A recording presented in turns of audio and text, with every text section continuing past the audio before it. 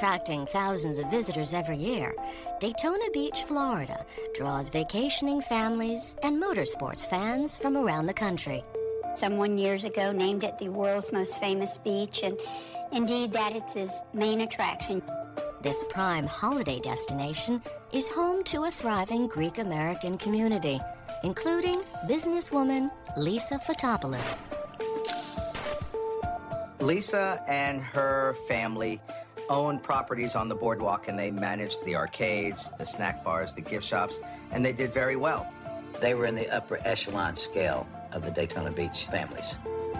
Lisa is the crown jewel of her family. Lisa was educated. She was any Greek man's prize catch. In 1989, she chooses her future husband from a long list of suitors. His name is Costa Fotopoulos. How's everything looking? Pretty good. I think for Lisa, the attraction was, here's a good Greek boy that comes from a nice family.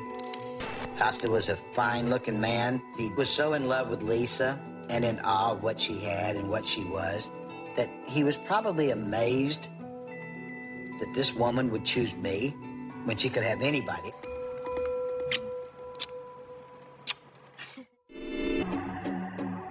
Before meeting Lisa, Costa was waiting tables. But he's determined to rise in the world, and marrying the successful entrepreneur is just the beginning. When he married into Lisa's family, he wanted to become part of the social elite. And he was given all the accoutrements of a family that had success. But all of that flowed through Lisa. Costa desperately wants a place of his own. But with no money, he reluctantly accepts help from Lisa's family.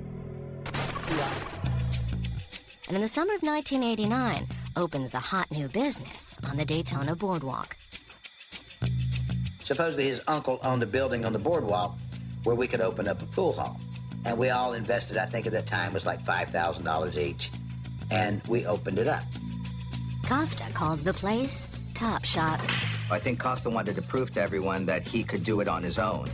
Top Shots was going to be his own baby.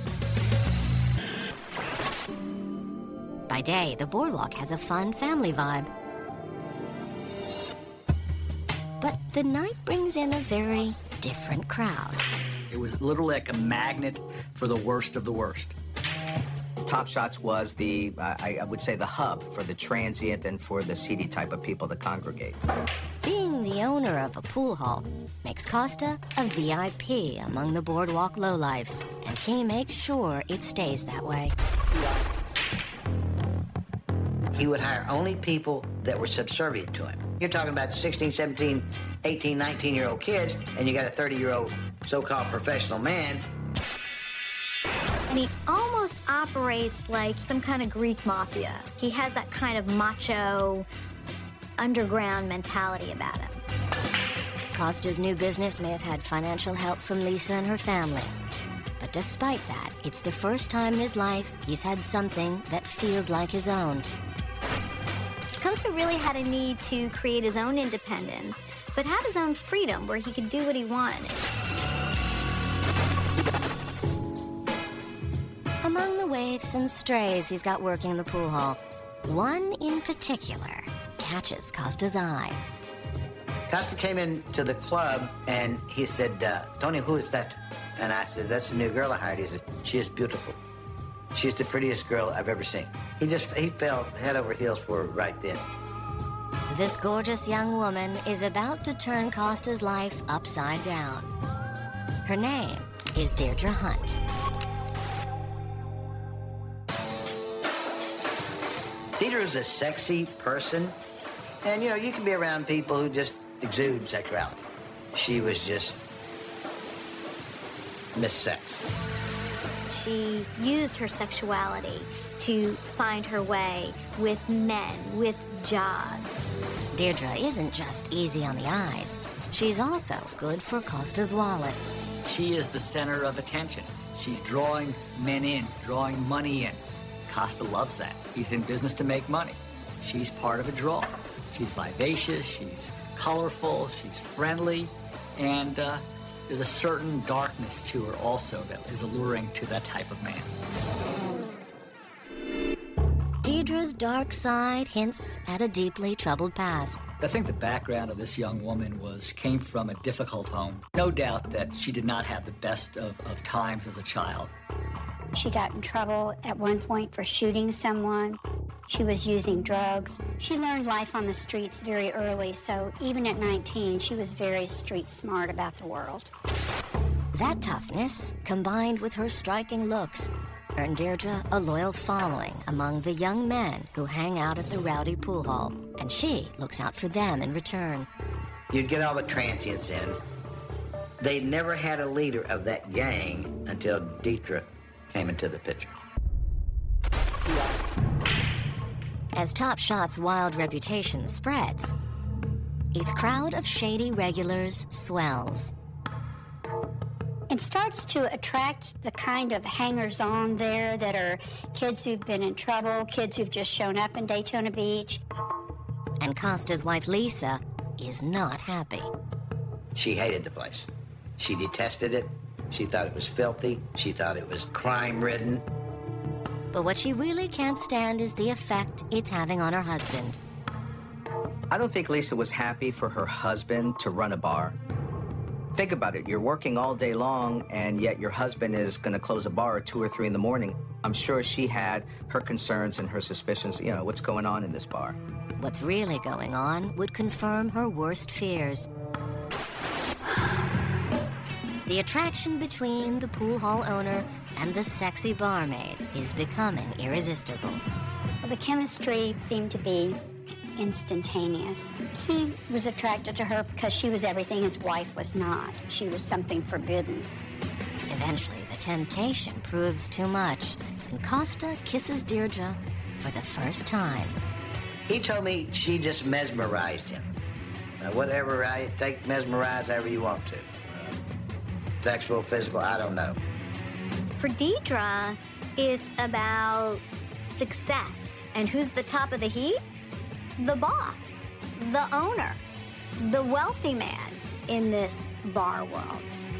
She thought he was this millionaire, and I think she just jumped on that hook, line, and sinker.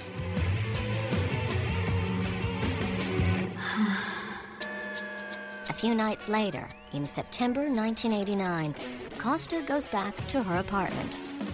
For the first time, the pair make love. Deirdre is full of passion and desire, something Costa feels he's not getting at home. Deirdre had no limits. She had no restrictions. I'm sure that she would do anything for Costa, basically be at his beck and call, whatever sexual appetite he may have had. I think that's what attracted Costa. He finally found someone who would just say yes, yes, yes. When it came to Deirdre's sexual prowess, there were no inhibitions whatsoever with this girl.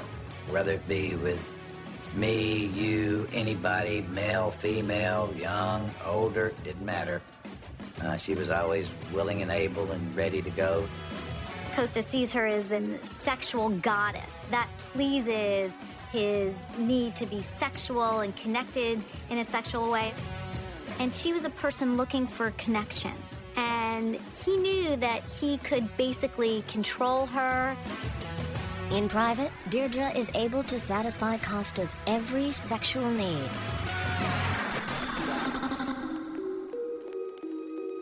But at home, Costa's absence is setting off alarm bells for Lisa. Hey, baby. Hey. She could sense he was trying to pull away, or he was trying to do something behind her back. What's wrong? What time did you come home last night? Lisa finds her husband Costa now getting more and more sucked into this seedy bar world. He's now creating his own world, and it doesn't seem to include his wife. You know I gotta be there till 3, 4 in the morning, okay? I run a business too, and I make time for you. Lisa's frustration only drives Costa to spend more time at the pool hall. But he isn't getting everything his own way there either. At work, he is powerless to say anything, as his new lover uses her feminine wiles to get tips from the pool hall patrons. Deirdre was the queen manipulator. She knew how to play people. She took advantage of her assets and she maximized them. and she would parlay herself into any position where she comes out on top. But Costa is convinced Deirdre's doing a lot more than just her job. Costa became insanely jealous of Deidre. He would ask me questions. Well, did you hear that so-and-so chased her? Did you hear so-and-so had sex with her? Before long, Costa's obsession with Deirdre will draw him, his wife, and his lover into an evil web of betrayal and murder.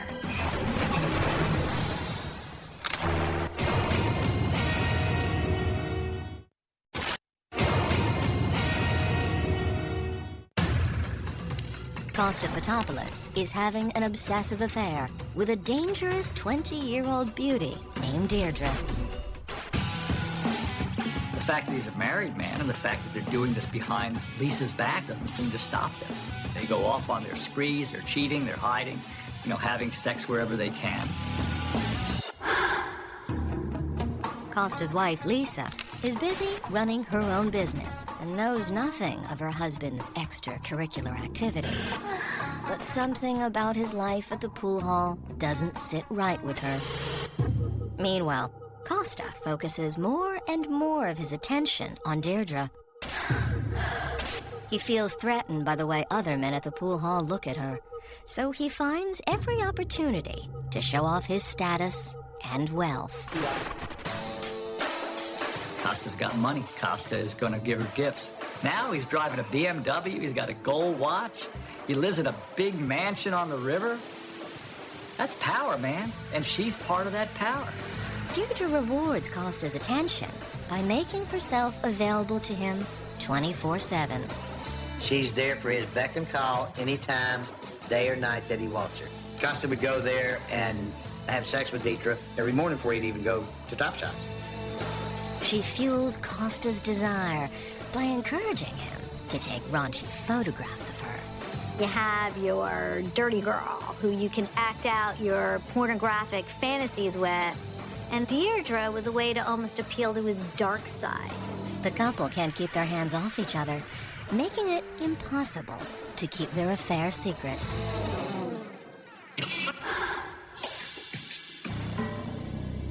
Everyone that came into Top Shots knew that Deidre and Costa were a couple. If they did not know, they weren't in there 5 minutes, they would know. When a man and woman walk into a back room of a bar and come out disheveled and looking like they've just done something, it doesn't take a genius to know that that's human nature and what was going on in the back room. And that was happening over and over again.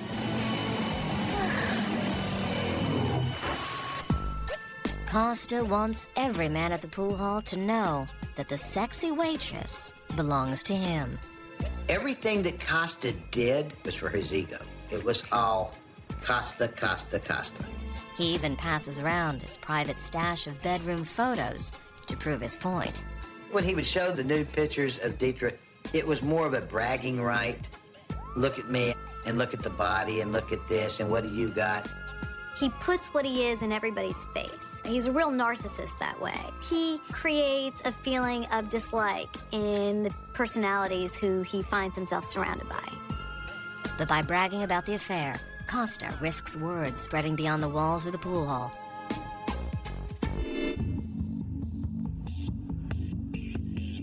And sure enough, a month into the affair, news of Costa's behavior reaches his wife, Lisa. This proud Greek wife is not going to stand for that. One night, Costa is working at the pool hall when he gets an unexpected visitor. I think Lisa probably lost a little bit of control with regards to what was going on in his daily affairs and nightly affairs. Lisa makes her presence known. She's still the wife of Costa Fotopoulos, and she wants these pool hall floaters to take note. And one definitely does. Deirdre started chatting Lisa up, asking her about her purse. Is that a real Gucci? And are you filthy rich? Obviously, a little bit in awe of Lisa.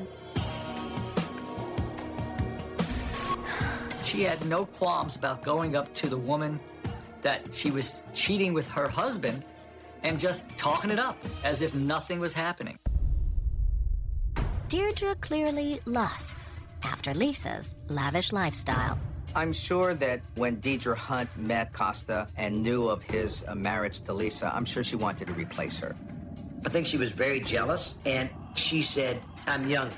I'm more sexually permissive. I can take him from her. The two women have sized each other up, and both know the other poses a serious threat. An undeclared war between them is about to begin.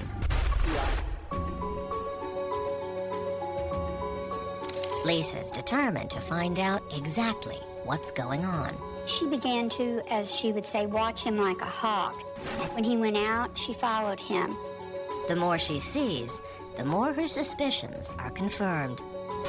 She started doing some surveillance on him, and sure enough, she saw him at the apartment where Deidre stayed. She puts two and two together and figures out, oh, this is why my husband's spending so much time in the seedy bar. He wants to be with his seedy girlfriend. I know it now. Lisa has no interest in being part of a sordid love triangle, and she's about to lay down the law with her husband. On October 26th, she confronts him about his relationship with Deirdre. I'm not stupid, you know. What are you talking about? I know exactly what's going on. His lips were moving, he was lying. Come on, would you stop it? Well, no, of course. Why would I ever do that? She is nothing. She's a nobody. She's a little road tramp. I think Costa was a pathological liar, a narcissist. I believe he lied so much that he really, really believed his lies. Yeah, I know. She reminds Costa about her family's stake in the pool hall and what will happen if he's having an affair. She'd made it known to him, if I ever see you cheating, if I ever find out you're cheating on me, you're out. You get nothing. And if Lisa cut that off, Costa had no money, no job, no position, no anything. With everything else to lose, Costa swears he's telling the truth. Costa is desperate to convince Lisa that he is not having an affair with Deirdre and he needs to get his marriage back on track. Lisa tells her husband to do something that will have fateful consequences for them both.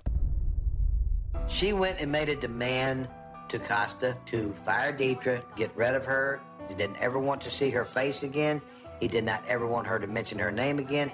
He did not want her anywhere on her boardwalk, and to get rid of her. Unwilling to face losing his wife and her money, Costa agrees. But how will Deirdre react? In the days after the fight, Costa works hard to make things right with his wife. And Lisa's worst fears subside. She feels like she has her husband back and starts to feel a bit more secure in the relationship. By November 1st, it seems as if things are finally getting back to normal between them, when there's a knock at the door of Lisa's office. She turns around to discover a young man pointing a gun at her. Is he just a desperate kid from the street making a quick hit-and-run burglary? Or is this part of a much more twisted plot?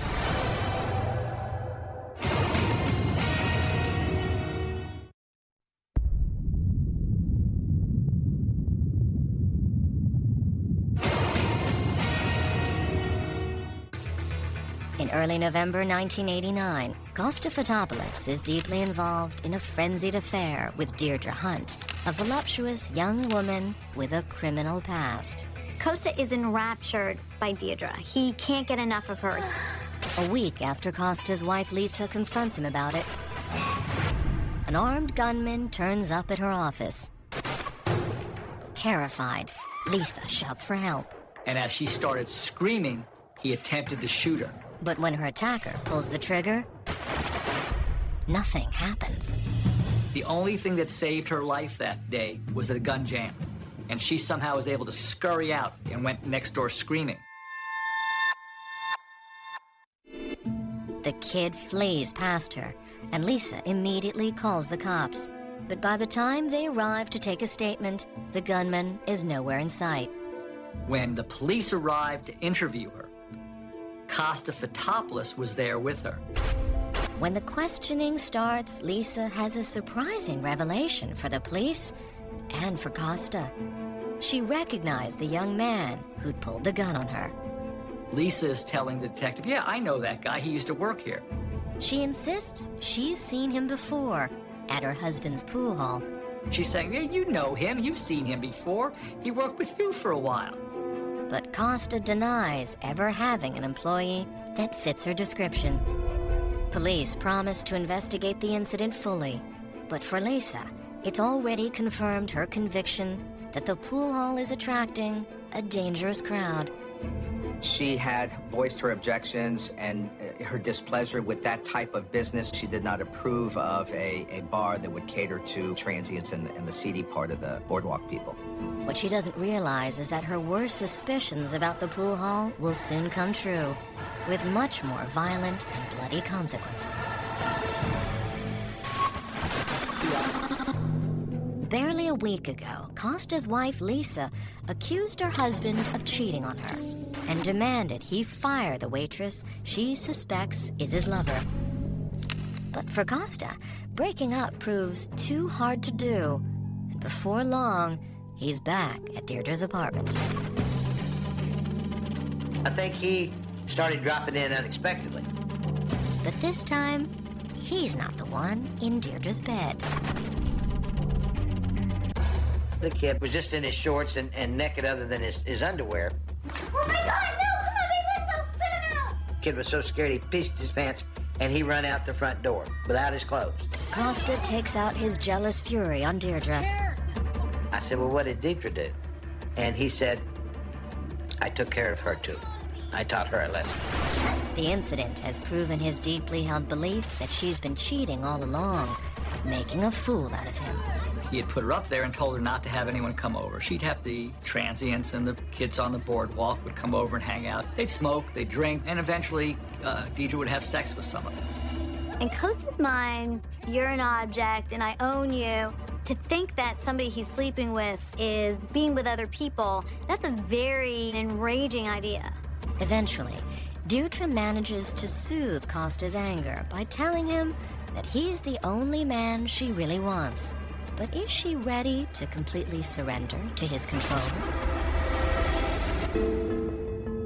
November 4th, 1989. It's a still night in the Fotopolis' elite Daytona Beach neighborhood. Only the porch lights glow from the extravagant homes whose residents have turned in for the evening. But at 4:54 a.m., a frantic call crackles through to 911, shattering the quiet of the peaceful night. 911, what's the emergency? I heard guns up to my house. Please send somebody immediately.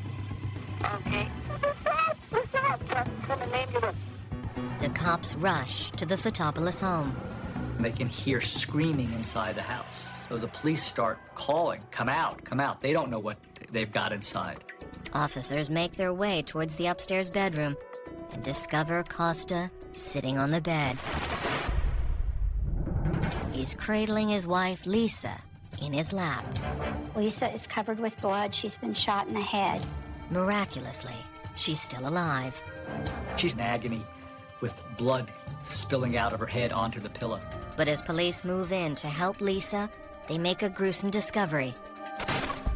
The couple isn't alone. There's a man at her foot of her bed.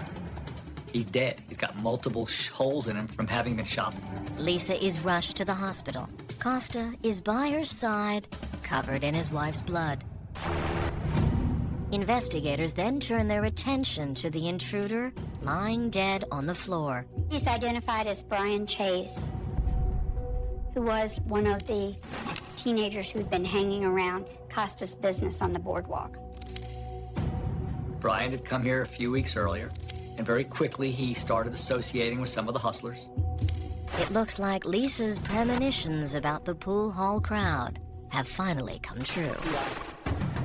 At the hospital, a distraught Costa is rooted to his wife's bedside. Officers ask him to piece together what happened.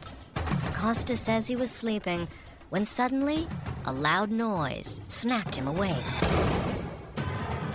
Wakes up to the gunshot, and he wakes up sees the bad guy with a handgun. He saw the silhouette of a man standing up, He says what happened next is a blur. He acted without thinking. reached for his gun, and began firing. And he shoots in self-defense or in defending his property and defending his wife. After killing the intruder, Costa called the police. This man was a hero. This was being reported. This hero, husband, saves wife by shooting assailant who breaks into house.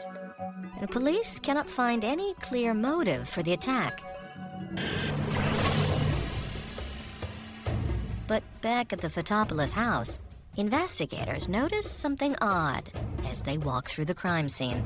You know, your typical run-of-the-mill burglary is where someone breaks into the house and wants to steal valuables and get in and get out. In this instance, the burglar goes all the way upstairs in the far left bedroom, bypassing all kinds of silverware, other valuable items. He goes to the second floor and goes directly to where Lisa and Costa are sleeping. It seems as if the bedroom was the intruder's only destination. And once inside that room, the gunman makes an inexplicable decision. Instead of shooting the man, he shoots the woman on the opposite side of the bed. The facts don't add up to an armed robbery. Instead, it seems like Lisa was the intended target of yet another young gunman. Someone out there clearly wants her dead. But who?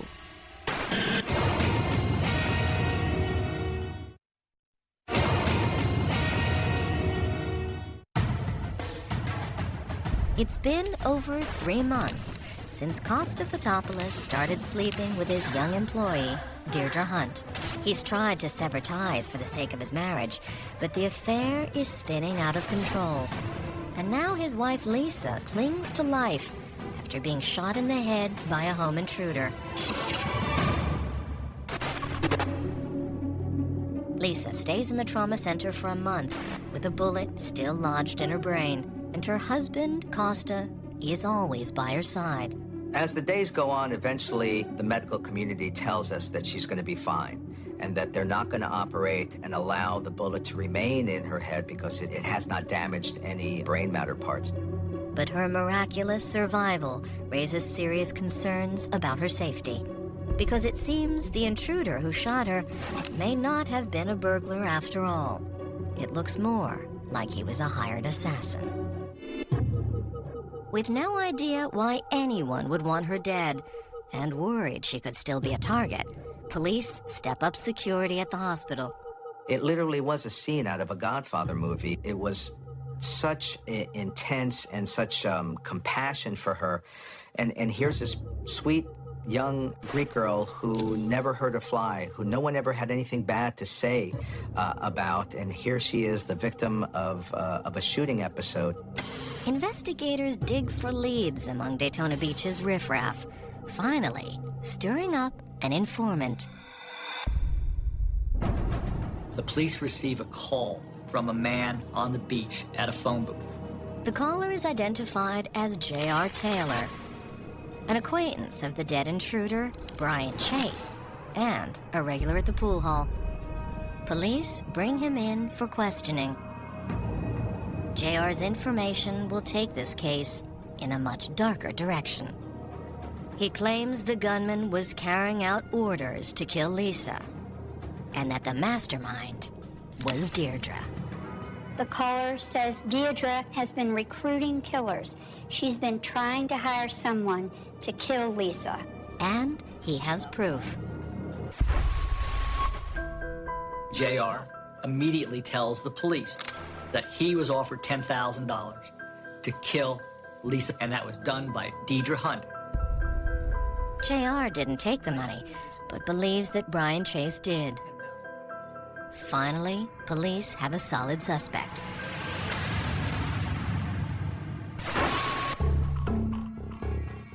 It's the first time detectives have heard of Deirdre Hunt, but when they run a background check, it turns out she's well known in the Boardwalk underworld. She had been a prostitute, that she had been involved in another shooting. She was the Pied Piper of the gang that she ran with. She was a good little kind girl.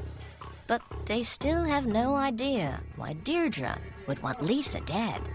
Before they can bring her in for questioning, she pulls a bold move and comes to them first. Word got back to Deirdre that we were asking a lot of questions, and she went to law enforcement first to get her story out. On November 7th, 1989, the detectives take Deirdre's statement. You have the right to remain silent. We get into the room, we turn on the video camera, and she says she wants to talk to us. And what did he say, and what did you say? She starts off talking about the money that was offered to JR, the money that was offered to the other boy. She admits she approached the boys about shooting Lisa, but when the police ask why, she lays her cards down. She's been having an affair with Lisa's husband, Costa. And the story is basically from start to finish, how she met Costa.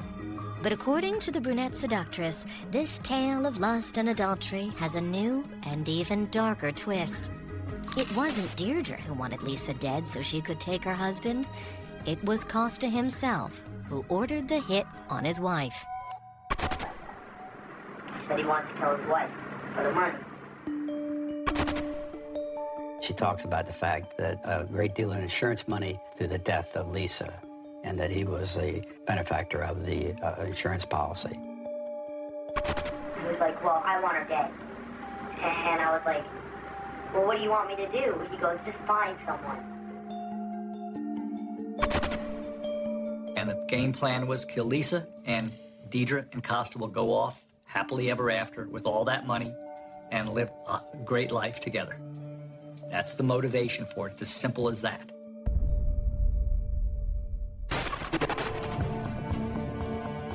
Deirdre claims she's been too afraid of Costa to come forward before now. But she needs the police to understand she's not the one at fault.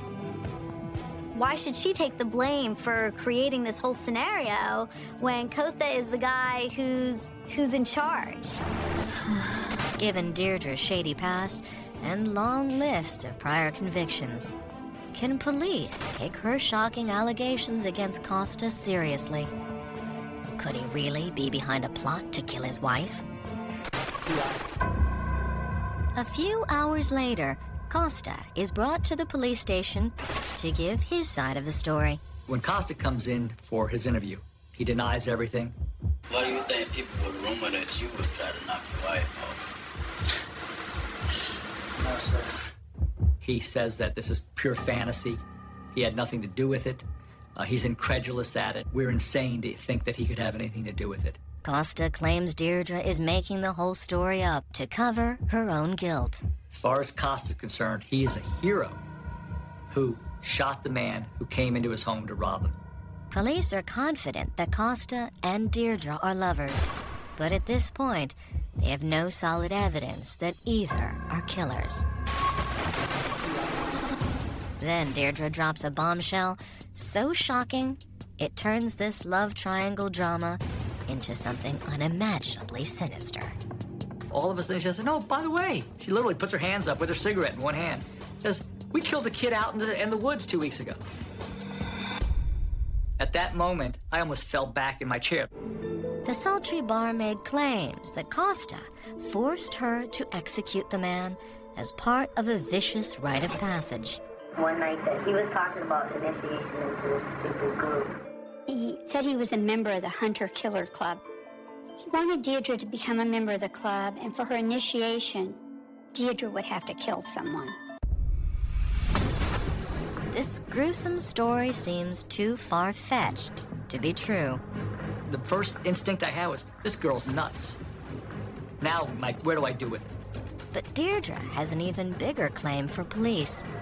Deirdre told investigators of the existence of a videotape that showed her actually shooting and killing. Is Deirdre just trying to paint Costa as a psychopathic killer to get the heat off herself? Or is there really a videotape that exposes a sick cult of murder and reveals who shot Lisa?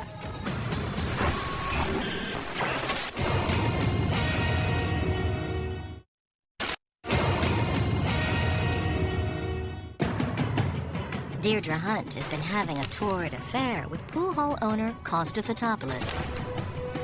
But their passionate relationship isn't what has authorities' attention now. Police believe they may have just uncovered a sadistic web of sex, greed, and multiple cold-blooded murders. Deirdre says it was all Costa's idea to have Lisa killed so he could get all her money.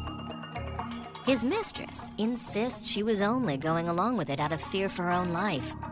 She says Costa loves to kill, and there's a videotape to prove it. Video camera was on.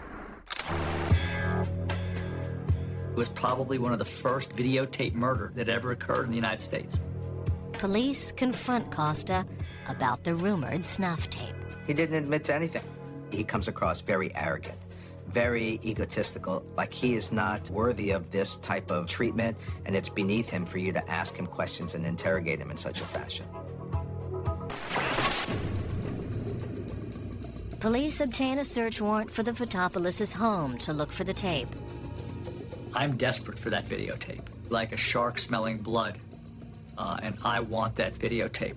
And in the garage, cops believe they've hit the jackpot. Looked up at about an 8-foot shelf, and on that shelf was a brown camera bag. There's something in that bag. There's a cassette in here.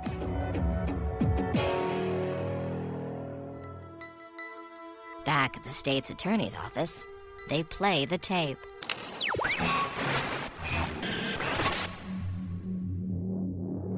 After a couple of seconds, you see Deirdre Hunt standing there, and he is tied to a tree that's parallel to the ground with his arms behind him.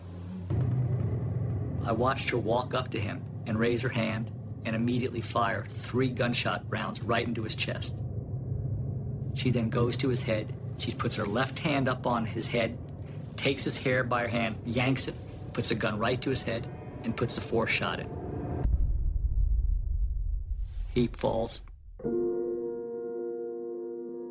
But the key evidence on the tape is what you don't see. The tape itself shows Deirdre following orders from an unidentified person off camera. You hear her say, don't shine that in my eyes. Don't shine it on my eyes, shine it down. And you hear some words behind him. Come close, I can see you. And it's got this distinctive Greek accent. The tape links Costa to one murder and adds real weight to Deirdre's claims he's involved in the attempted plot to kill his wife, Lisa. On November 8th, 1989, police charge Deirdre Hunt with the murder of the man on the tape. Having helped police get to Costa, the news comes as a shock to the seductive waitress. She said, well, can I leave now? I said, no, Deirdre, I said, you're going to be arrested. And she looked up at me. I almost felt like I was being seduced. But I told you everything. I said, yes, you've told me everything, and I appreciate it. I said, but I'm going to have to arrest you. You're going to be charged with murder. Deirdre Hunt cried. That was her only reaction. She cried. The initiation video makes it crystal clear that Costa has no problem ordering up cold-blooded murder. And JR, the friend of the dead hitman, backs up Deirdre's claim that it was Costa who is behind the attempt on Lisa's life. With both Deirdre and JR on record saying he's the mastermind, police have enough to arrest Costa. Costa couldn't divorce Lisa. Lisa was going to divorce Costa, and when that happened, either way, he got nothing. Kill Lisa, and he gets what he thinks is $1 million plus insurance policy. Get divorced, and go back to washing dishes. It's a no-brainer. Kill your wife. On October 25th, 1990, the case against Costa goes to trial. Prosecutors confirm there was an intruder at the Fotopoulos home on the night of Lisa's attack. But he wasn't working alone.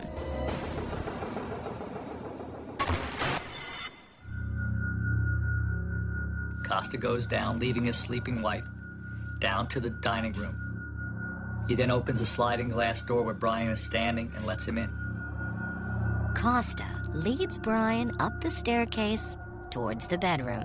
The kid just walked in. He gave him a gun to shoot Lisa in the head. Brian then puts the gun to the head while Costa watches. Fires. He goes to fire a second shot at Jams. Brian says to Costa, "Now what do I do?" Costa knows what to do. He grabbed a weapon he kept by his bedside. Costa starts blasting him with his gun. Brian falls at the foot of the bed. Dead men tell no tales.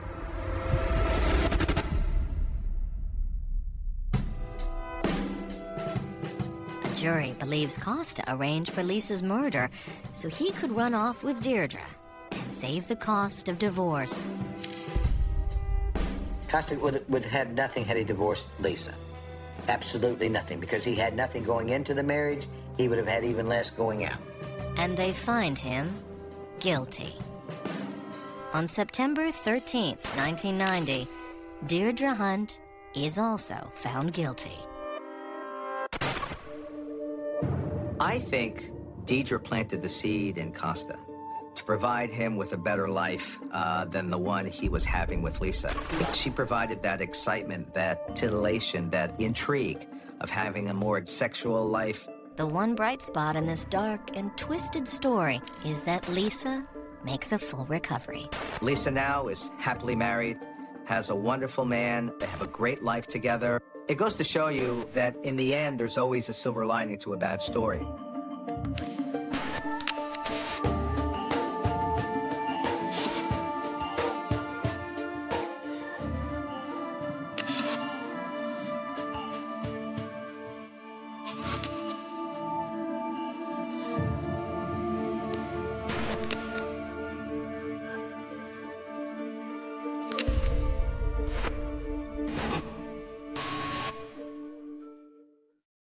There is a profound and unsettling contrast between the natural serenity of an isolated island and the sudden, explosive capacity for human violence. When we think of remote rural villages, our minds often drift toward idyllic imagery, picturing tight-knit communities where the pace of life is dictated by the rising and setting of the sun, where neighbors are an extension of the family, and where the outside world feels comfortably distant.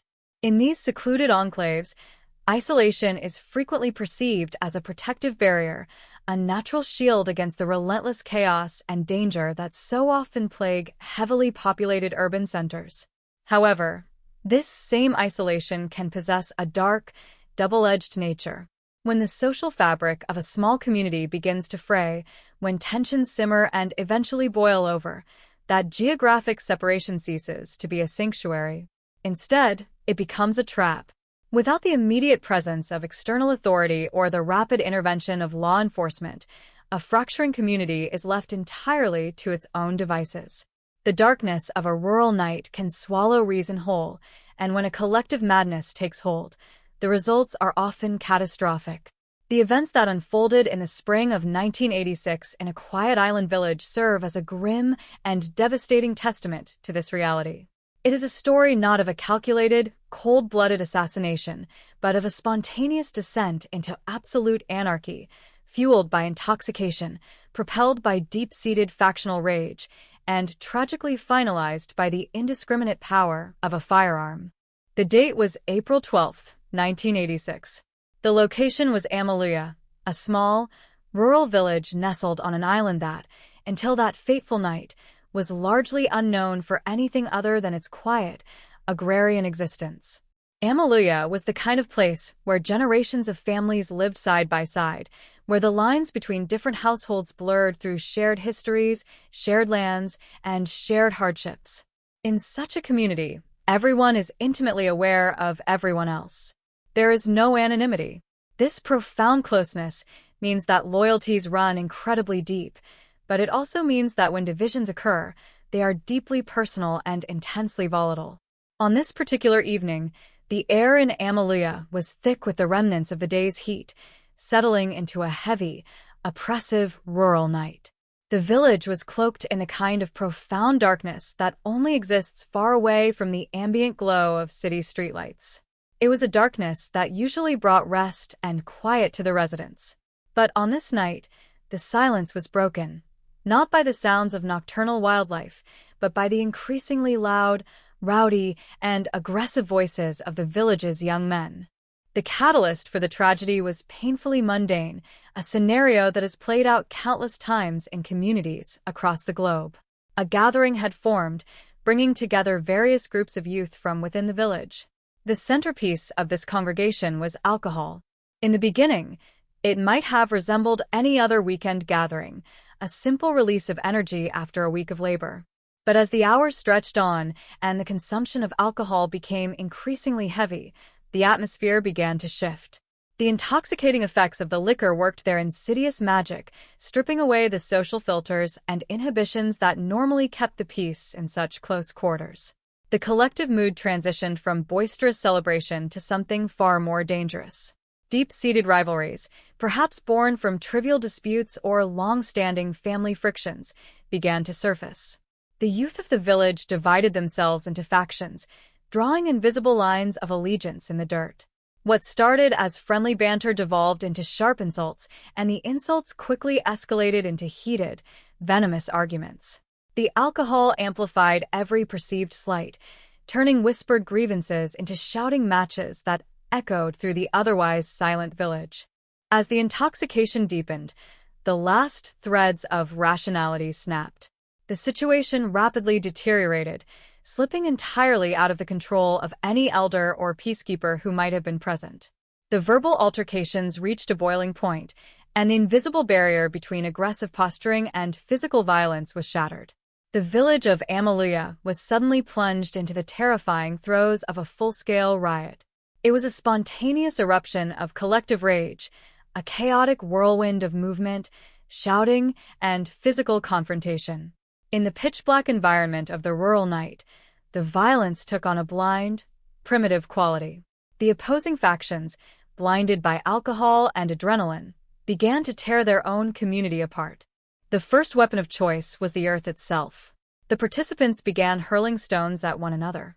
In the darkness, these projectiles became unseen instruments of terror.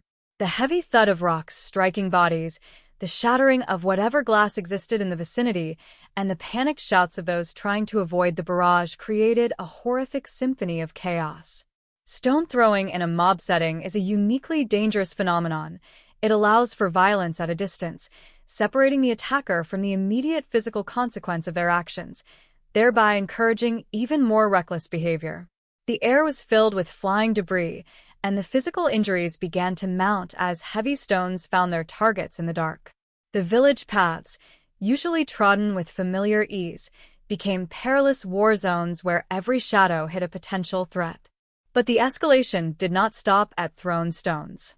The mob mentality, entirely untethered from reality by the massive consumption of alcohol, pushed the violence to an even more destructive extreme. The darkness of the night was suddenly pierced by the horrifying, flickering orange glow of fire. The factions had begun to turn their rage upon the village itself, intentionally setting fire to homes. This act of arson elevated the conflict from a brutal brawl to a profound existential threat for the entire community. In a remote rural village like Amalia, fire is a devastating force. The structures, likely built close together and constructed from highly flammable local materials, offered the perfect fuel for the inferno. The introduction of fire meant that the violence was no longer just about causing physical pain to rivals. It was about total destruction. The flames licked at the night sky, casting long, distorted shadows across the faces of the rioters, illuminating the absolute madness that had consumed them. The roaring of the fires, the crackling of burning timber, and the thick, choking smoke added a hellish dimension to the already overwhelming sensory overload of the riot. Families who had nothing to do with the drunken dispute were suddenly thrust into a nightmare, forced to flee their burning homes, their safe havens destroyed in an instant of senseless, intoxicated fury. It was within this apocalyptic scene, a village consumed by darkness, illuminated only by the destructive fires of arson, echoing with the sounds of shattering impacts and enraged screams, that the true horror of the night was about to unfold. The situation was already a tragedy of community breakdown, a severe case of assault and destruction of property. But it had not yet crossed the ultimate threshold into lethal, irreversible devastation. That threshold was crossed by the actions of one individual who, amidst the primitive chaos of stones and fire, made a chillingly deliberate decision. His name was Pio Tasosi. He was a part of this community, a participant in the night, engulfed in the same toxic mixture of alcohol, anger, and factional loyalty as the rest of the rioters. However, as the violence reached its frenzied peak, Tasosi did something different. He disengaged from the immediate physical fray of throwing stones and dodging the flames. He retreated from the epicenter of the riot, stepping back into the shadows. But his withdrawal was not an act of de-escalation. It was not a moment of sudden clarity or an attempt to find a peaceful resolution. He did not seek out the village elders to intervene, nor did he attempt to pull his friends away from the destructive madness. Instead, Tasosi's departure was a brief, fatal intermission. He moved purposefully through the familiar, darkened paths of the village, heading toward a specific destination to retrieve something that would change the history of Amaluya forever. When Tasosi returned to the chaotic scene, the nature of the conflict fundamentally transformed. He re-entered the glow of the burning houses not with more stones, but holding a shotgun. In an environment already pushed to the absolute brink by primitive violence and arson, the introduction of a firearm was an unimaginable escalation. A shotgun, a tool typically reserved for hunting in the rural landscapes, is a devastatingly powerful weapon at close range. It is not a weapon of precision. It is a weapon of wide-reaching, catastrophic impact.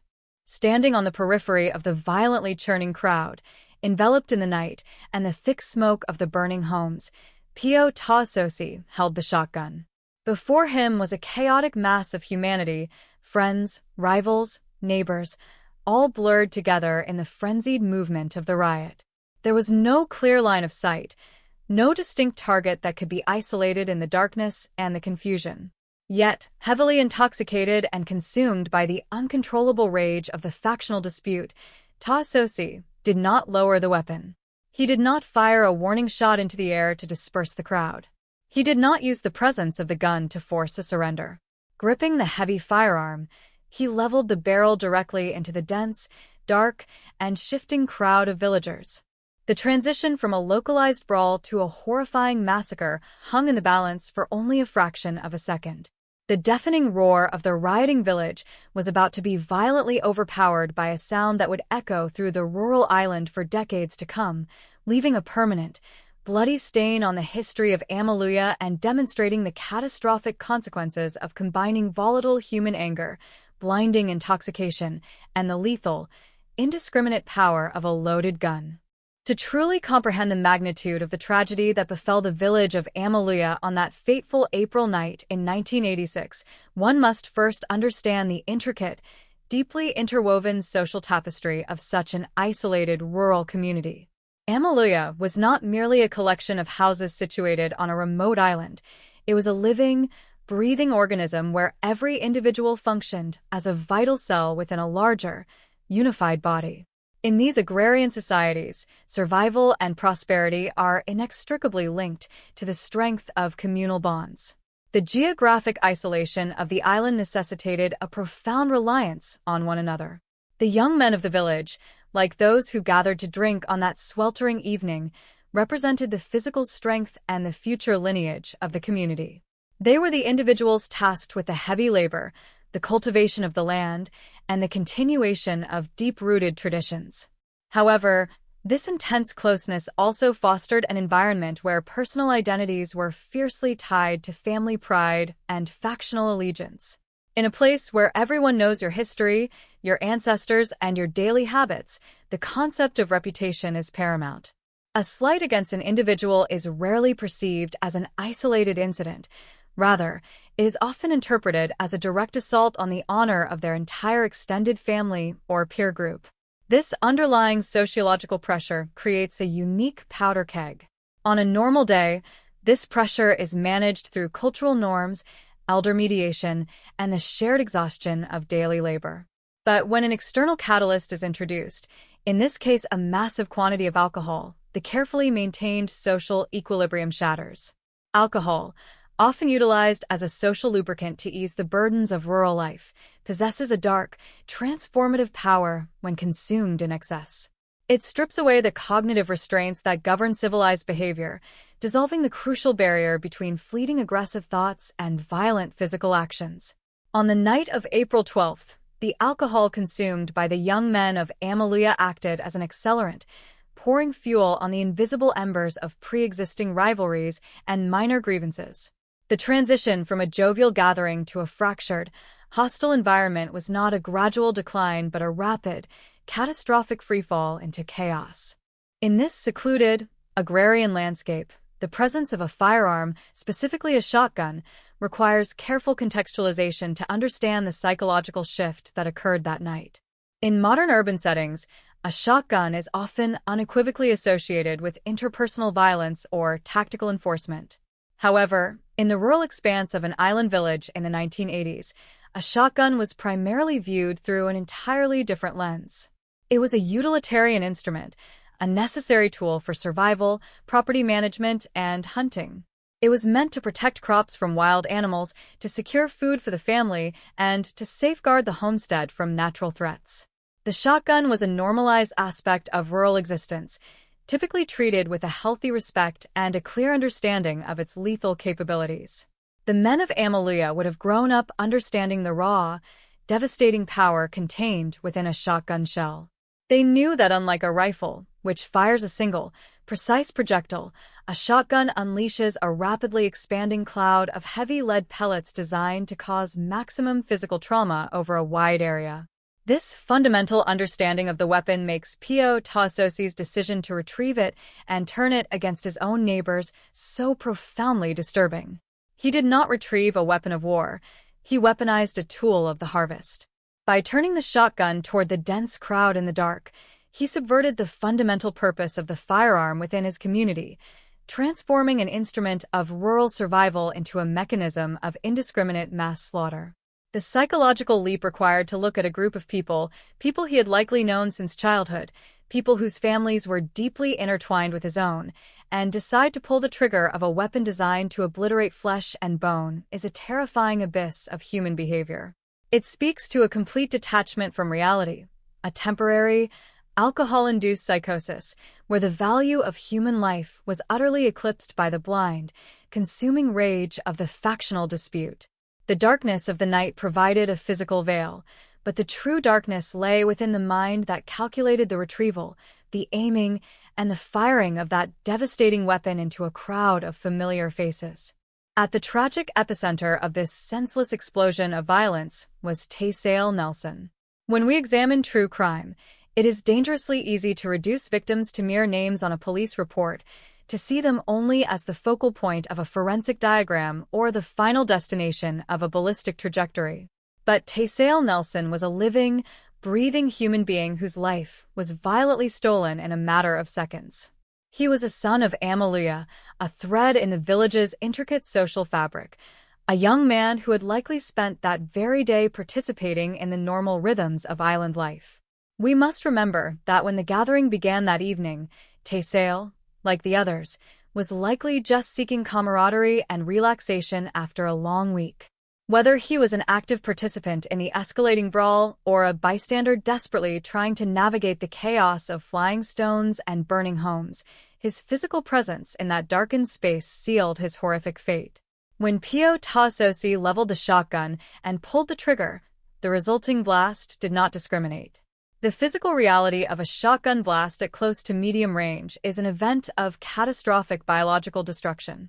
The heavy lead pellets, propelled at supersonic speeds by the explosive force of gunpowder, do not merely pierce the human body, they shatter, tear, and obliterate everything in their path. The medical facts of Taysale Nelson's death are grim and uncompromising.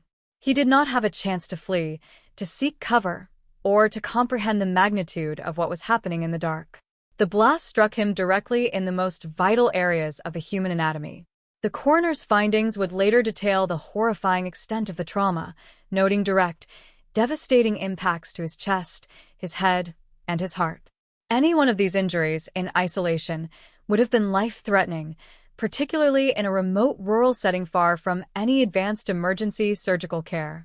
But the simultaneous devastation of his brain, his respiratory system, and his cardiovascular system meant that his life was extinguished instantaneously.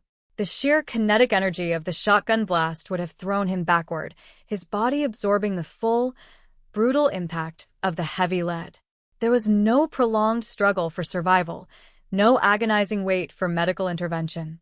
Taysale Nelson died right there on the dirt paths of his own village, amidst the deafening roar of the gunshot, the chaotic screams of the rioters, and the hellish orange glow of the burning houses. His sudden, violent death transformed a village riot into a horrific murder scene, leaving his family to grapple with an agonizing, unresolvable grief, mourning a young man whose future was annihilated by a single, senseless act of drunken rage. The devastating reach of the shotgun blast did not end with the instantaneous death of Taysale Nelson. The expanding cloud of lethal shrapnel tore through the darkness, finding two other victims in the chaotic, surging crowd, Tuafanua and Ropati. Their story is one of agonizing survival, a harrowing testament to the indiscriminate nature of the violence that night. Like Taysale, Tuafanua and Ropati were part of the village fabric, caught in the terrifying crosshairs of a conflict that had spiraled completely out of human control. When the gun fired, they were struck by the heavy lead pellets that radiated outward from the center of the blast. The medical descriptions of their injuries paint a vivid picture of extreme physical suffering and physiological trauma. The shrapnel from the shotgun shell embedded itself deeply into their flesh, specifically targeting their lower extremities and their abdominal regions, tearing into their legs and their stomachs. Unlike a clean gunshot wound from a small-caliber handgun, a shotgun injury leaves jagged, complex, and highly contaminated wounds. The pellets drag clothing, dirt, and debris deep into the muscle tissue and internal organs, creating a massive risk of severe infection and catastrophic internal bleeding.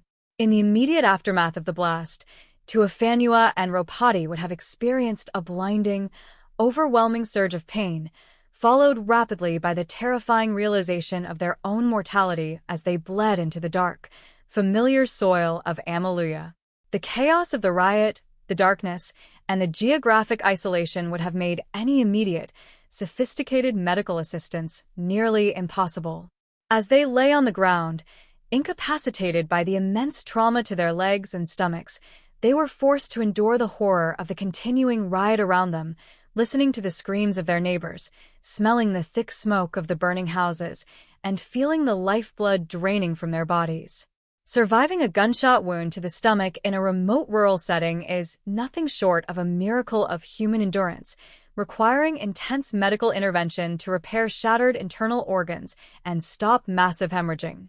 The injuries to their legs would have shattered bone and shredded muscle tissue, promising a long, agonizingly slow road to physical recovery and the very real, grim possibility of permanent physical disability.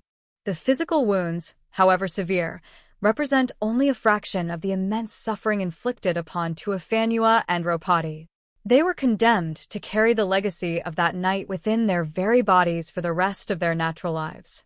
The microscopic pieces of lead that the rural surgeons could not safely remove would remain permanently lodged in their flesh, a constant, physical reminder of the night their community violently tore itself apart.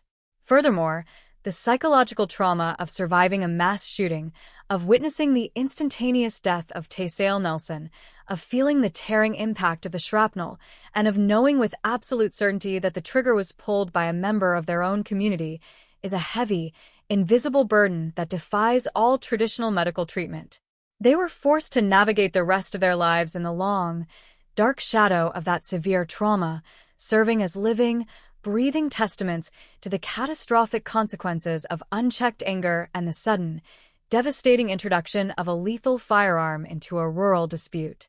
Their survival is a medical triumph, but it is a triumph heavily laden with lifelong physical pain and indelible emotional scars, reminding the isolated village of Amaluya every single day of the irreversible, heartbreaking damage inflicted on that darkest of nights. When the authorities finally breached the geographical isolation of Amaluya in the agonizing hours following the sunrise, they were confronted not merely with a crime scene, but with a devastated community that had fundamentally turned in upon itself.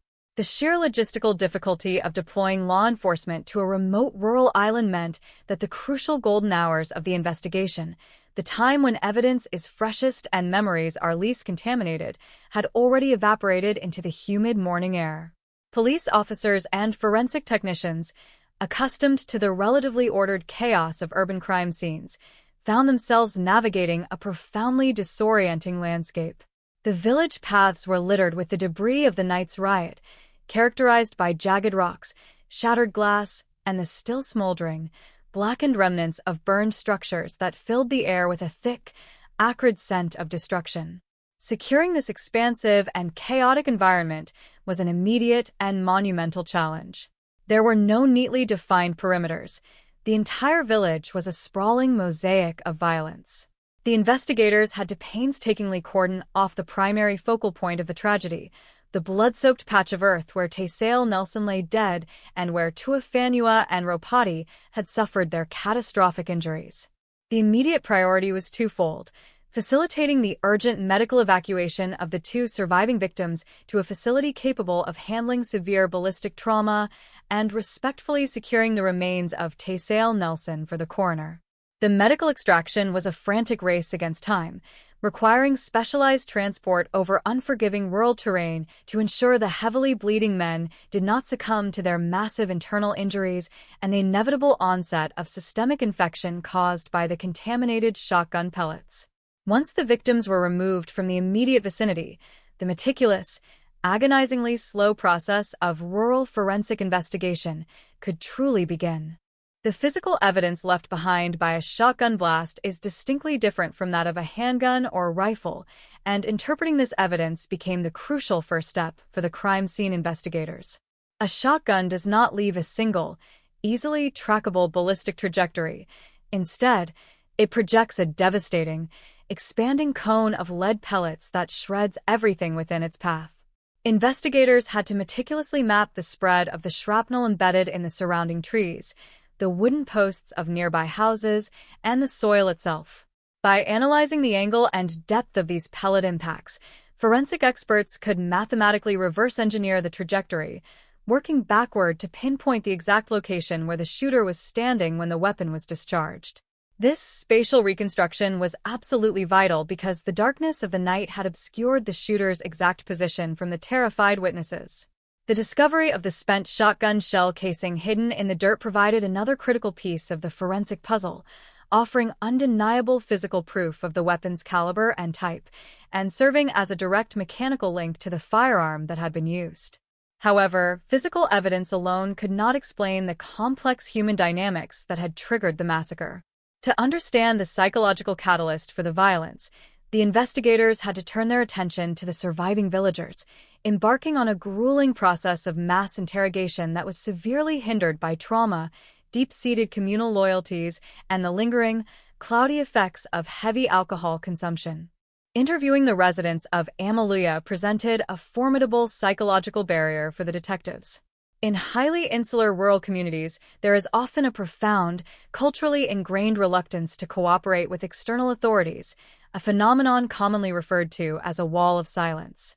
This reticence is not necessarily born of a desire to protect a murderer, but rather stems from a deep-seated instinct to handle internal community problems without outside interference. Furthermore, the investigators were dealing with dozens of potential witnesses who were profoundly traumatized by the horrific violence they had just survived. Their memories of the chaotic night were fragmented, distorted by the absolute darkness, the blinding flashes of the arson fires, the sheer panic of the riot, and the massive amounts of alcohol they had consumed. The detectives had to conduct slow, methodical, and highly empathetic interviews, gently guiding the terrified villagers through their fractured recollections while carefully filtering out the inconsistencies created by intoxication and fear. It was a painstaking process of cross-referencing disparate, often contradictory accounts to build a single, cohesive timeline of the escalating violence. Slowly, through hours of persistent questioning, the chaotic blur of the riot began to crystallize into a clearer narrative.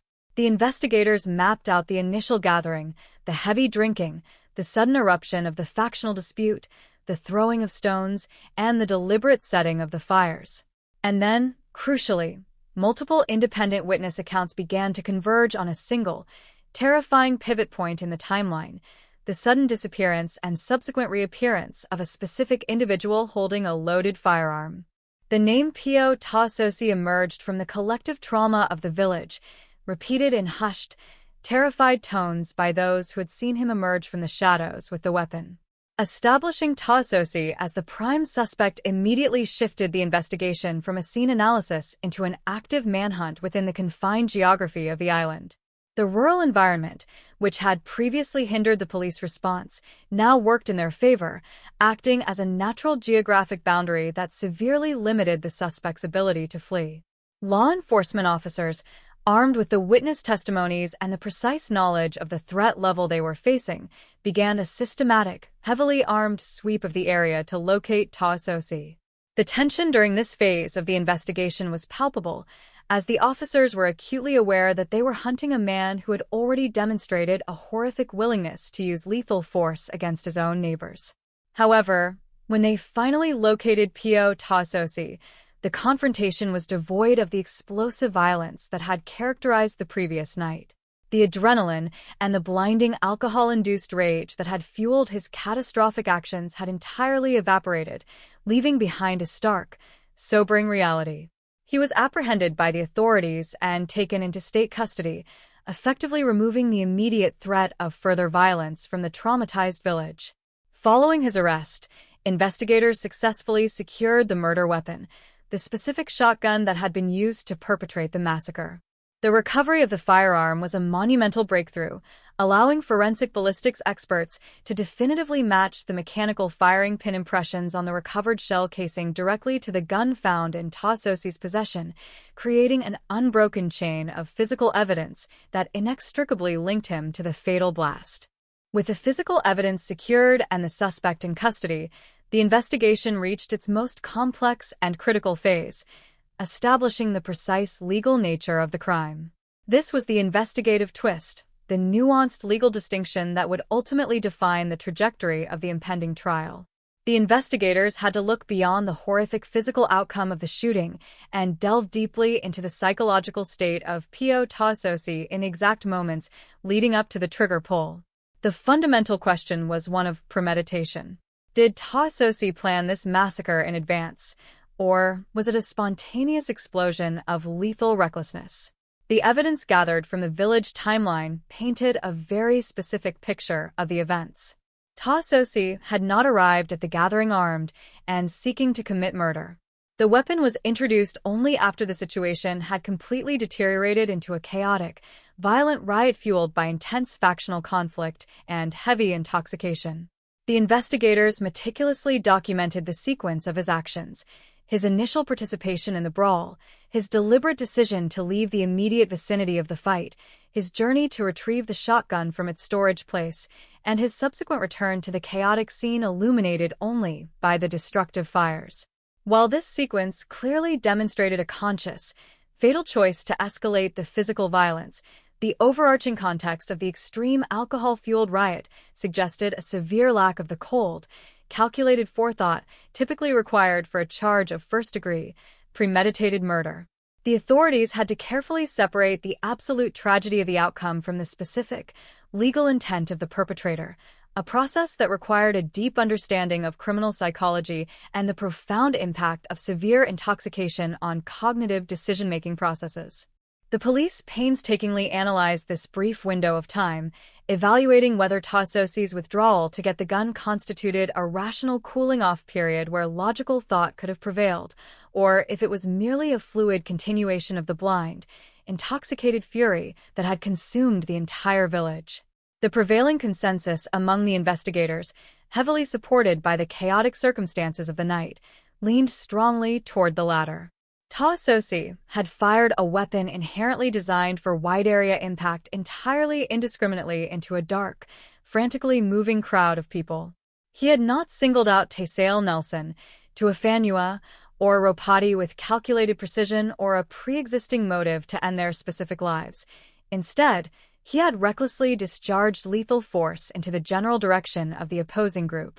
This violently indiscriminate action, driven entirely by extreme emotional disturbance and profound chemical intoxication rather than a premeditated design to kill a specific individual, became the absolute cornerstone of the legal case.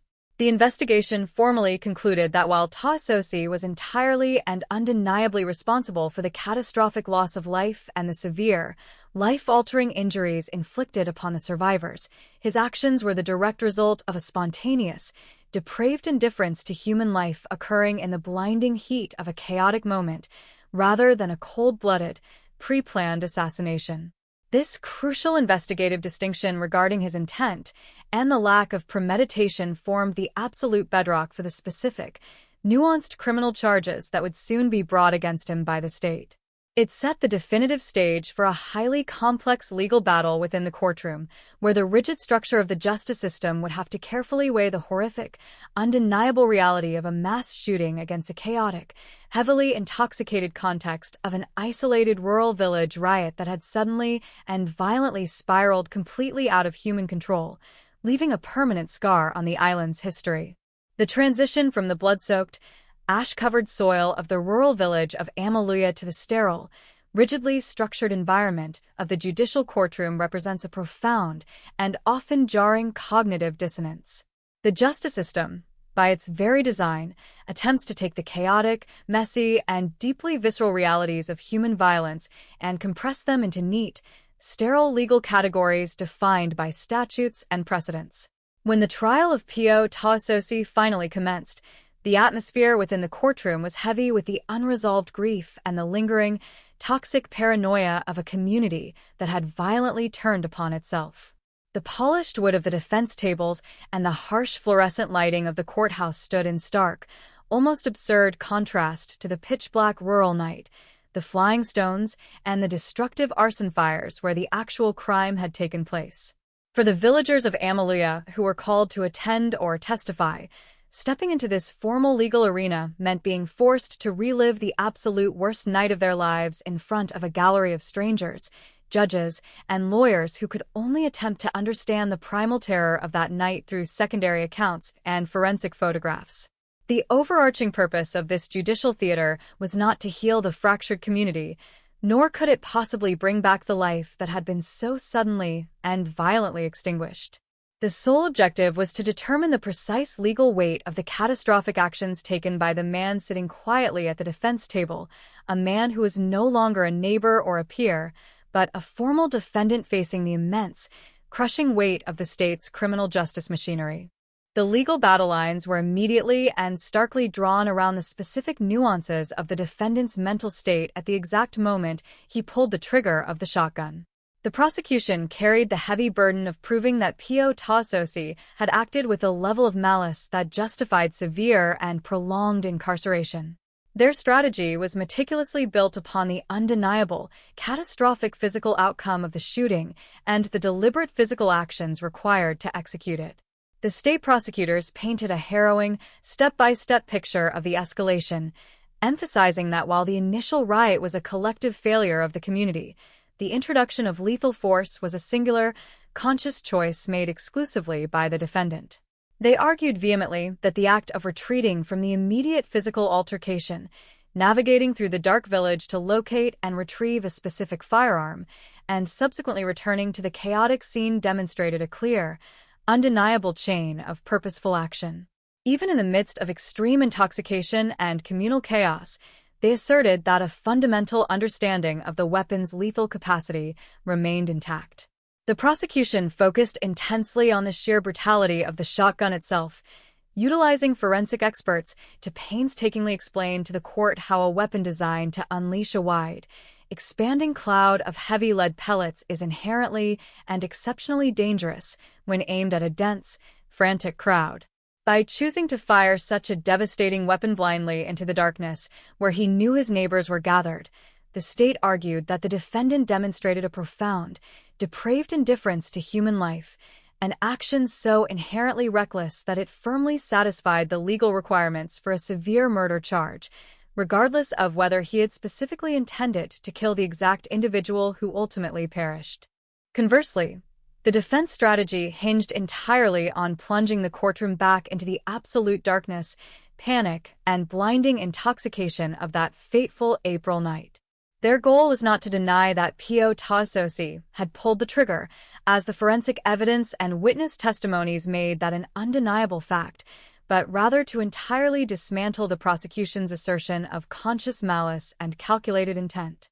The defense attorneys painstakingly reconstructed the terrifying environment of the riot, emphasizing the flying stones, the uncontrollable arson fires destroying homes, and the deafening, disorienting roar of the aggressive mob. They argued that the rural isolation of the village had created a pressure cooker environment, and the massive consumption of alcohol had acted as the final, catastrophic catalyst that completely stripped away all semblance of rational thought. The defense leaned heavily into the psychological concept of diminished capacity due to extreme, acute intoxication, suggesting that the defendant was operating in a state of primal, alcohol-fueled panic rather than logical calculation. They framed his decision to retrieve the shotgun not as a calculated escalation toward murder, but as a misguided, profoundly inebriated attempt to assert dominance, defend his faction, or simply disperse the terrifying riot that was tearing his home apart. The defense fiercely contended that the absolute chaos of the environment, combined with the defendant's severely compromised cognitive state, completely negated the crucial element of premeditation required for the highest degree of murder. They asked the court to view the horrific event not as a cold-blooded, deliberate execution, but as the absolute tragic zenith of a drunken, tribal melee that had spiraled completely out of human control in the blink of an eye. The emotional core of the trial, and arguably the most harrowing aspect of the entire legal process, occurred when the survivors of the massacre were called to the witness stand to testify. The courtroom fell into a profound, suffocating silence as Tuafanua and Ropati, bearing the severe, permanent physical scars of their catastrophic injuries, were forced to publicly confront the man who had nearly ended their lives. Their testimony provided a visceral, horrifying anchor to the abstract legal arguments being debated by the attorneys. They described, in agonizing detail, the chaotic terror of the riot, the sudden, deafening roar of the shotgun blast, and the immediate, fiery agony of the heavy lead pellets tearing deep into their legs and stomachs. They recounted the desperate, terrifying struggle to survive in the dark, bleeding into the dirt of their own village while the fires raged around them. Beyond the survivors, other members of the Amalia community were compelled to testify, forced to point a condemning finger at a man they had known for years. The emotional toll of this process on the villagers was incalculable, as the trial essentially required them to publicly dissect the profound failure of their own community and officially sever the deep, historical ties that had once bound them together. Every single piece of testimony served as a grim, undeniable reminder of the permanent absence of Taysale Nelson, whose sudden and violent death loomed over the entire proceeding as the ultimate, tragic cost of the night's senseless violence. As the grueling trial drew to a close, the immense burden of deciphering the legal truth from the shattered fragments of the village riot fell to the ultimate decision-makers of the court. They were forced to carefully navigate the complex, incredibly fine legal lines separating a tragically reckless act of manslaughter from a cold, calculated act of premeditated murder. The deliberation process required a meticulous weighing of the chaotic environment, the severe level of intoxication, and the absolute, devastating reality of a firearm discharged into a crowd. The court ultimately recognized the sheer, undeniable horror of the act, acknowledging that retrieving a shotgun and firing it blindly into a dense group of people is an action fraught with such an exceptionally high degree of fatal risk that it transcends mere negligence. However, the court also formally acknowledged the validity of the contextual evidence regarding the absolute lack of cold, calculating forethought. The environment of the spontaneous, alcohol-fueled riot, the lack of a specific, targeted plan to assassinate Taysale Nelson, and the blinding influence of the factional panic were carefully factored into the final legal equation. The justice system, in its rigid attempt to quantify human tragedy, determined that the crime existed in the complex, murky middle ground between a tragic accident and a premeditated execution, recognizing the lethal intent while simultaneously acknowledging the absolute absence of a calculated plan. When the final gavel fell and the verdict was formally pronounced, it echoed with a grim, heavy finality through the silent courtroom. Pio Tasosi was officially found guilty and convicted of second-degree murder. This specific legal designation served as the judicial system's definitive answer to the tragedy of Amaluya.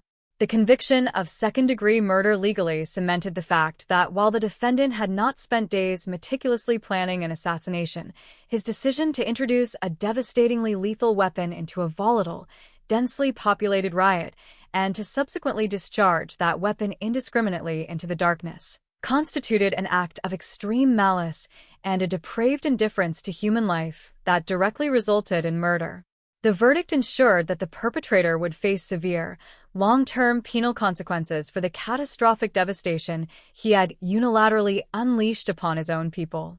However, as the defendant was led away in restraints to begin his sentence, the profound limitations of the criminal justice system became painfully apparent to the exhausted, traumatized gallery. The court had successfully provided a legal label for the crime and had imposed a strict, mandated punishment upon the offender, effectively closing the administrative file on the case. Yet, the sterile legal victory offered absolutely no genuine solace to the grieving family of Taysale Nelson, who were permanently condemned to mourn a life stolen in its prime. It did not magically remove the agonizing, embedded shrapnel from the bodies of Tuafanua and Ropati, nor did it erase the deep, psychological scars that now plagued the once peaceful village. The trial had ended, and the state had achieved its required measure of justice, but for the isolated, fractured community of Amaluya, the long, grueling, and perhaps impossible process of true healing was only just beginning to take shape in the devastating aftermath of the verdict. The immediate legal aftermath of a tragedy like the one that unfolded in Amaluya often carries the deceptive appearance of resolution, as if the delivery of a verdict and the imposition of a prison sentence can effectively cauterize the gaping wound left in the wake of such profound violence. Yet, for those who remain in the aftermath, the true, agonizing work of existence does not conclude with the finality of a courtroom gavel. It begins in the suffocating silence that settles over the landscape once the media attention, the police investigators, and the legal professionals have all retreated to their own worlds. The village of Amaluya was left to confront a reality that had been permanently, irrevocably altered by the events of that April night. It is a fundamental truth of human experience that communities are held together by a shared, unspoken contract of safety and mutual reliance. When that contract is shattered by an act of internal betrayal, the resulting damage is not merely physical, it is an existential fracturing of the very identity of the community. Every path, every structure, and every shared space in the village became a repository of collective trauma, a haunted geography where the ghosts of that night continued to exert a powerful, suffocating influence long after the dust had settled.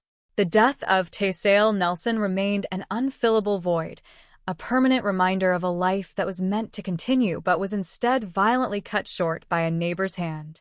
For his family, the grief was not a linear path toward recovery but a turbulent ocean of loss that threatened to overwhelm them with every passing anniversary, every birthday, and every moment that he should have been present but was not.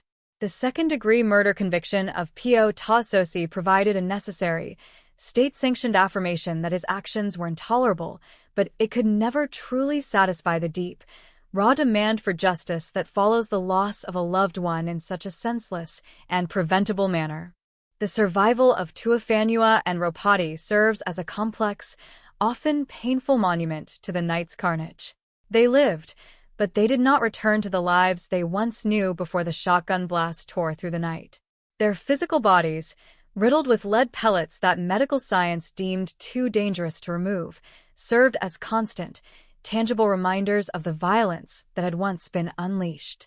Every day of their lives became an exercise in pain management and physical adaptation, a struggle to move through a world that their own community had suddenly made hostile.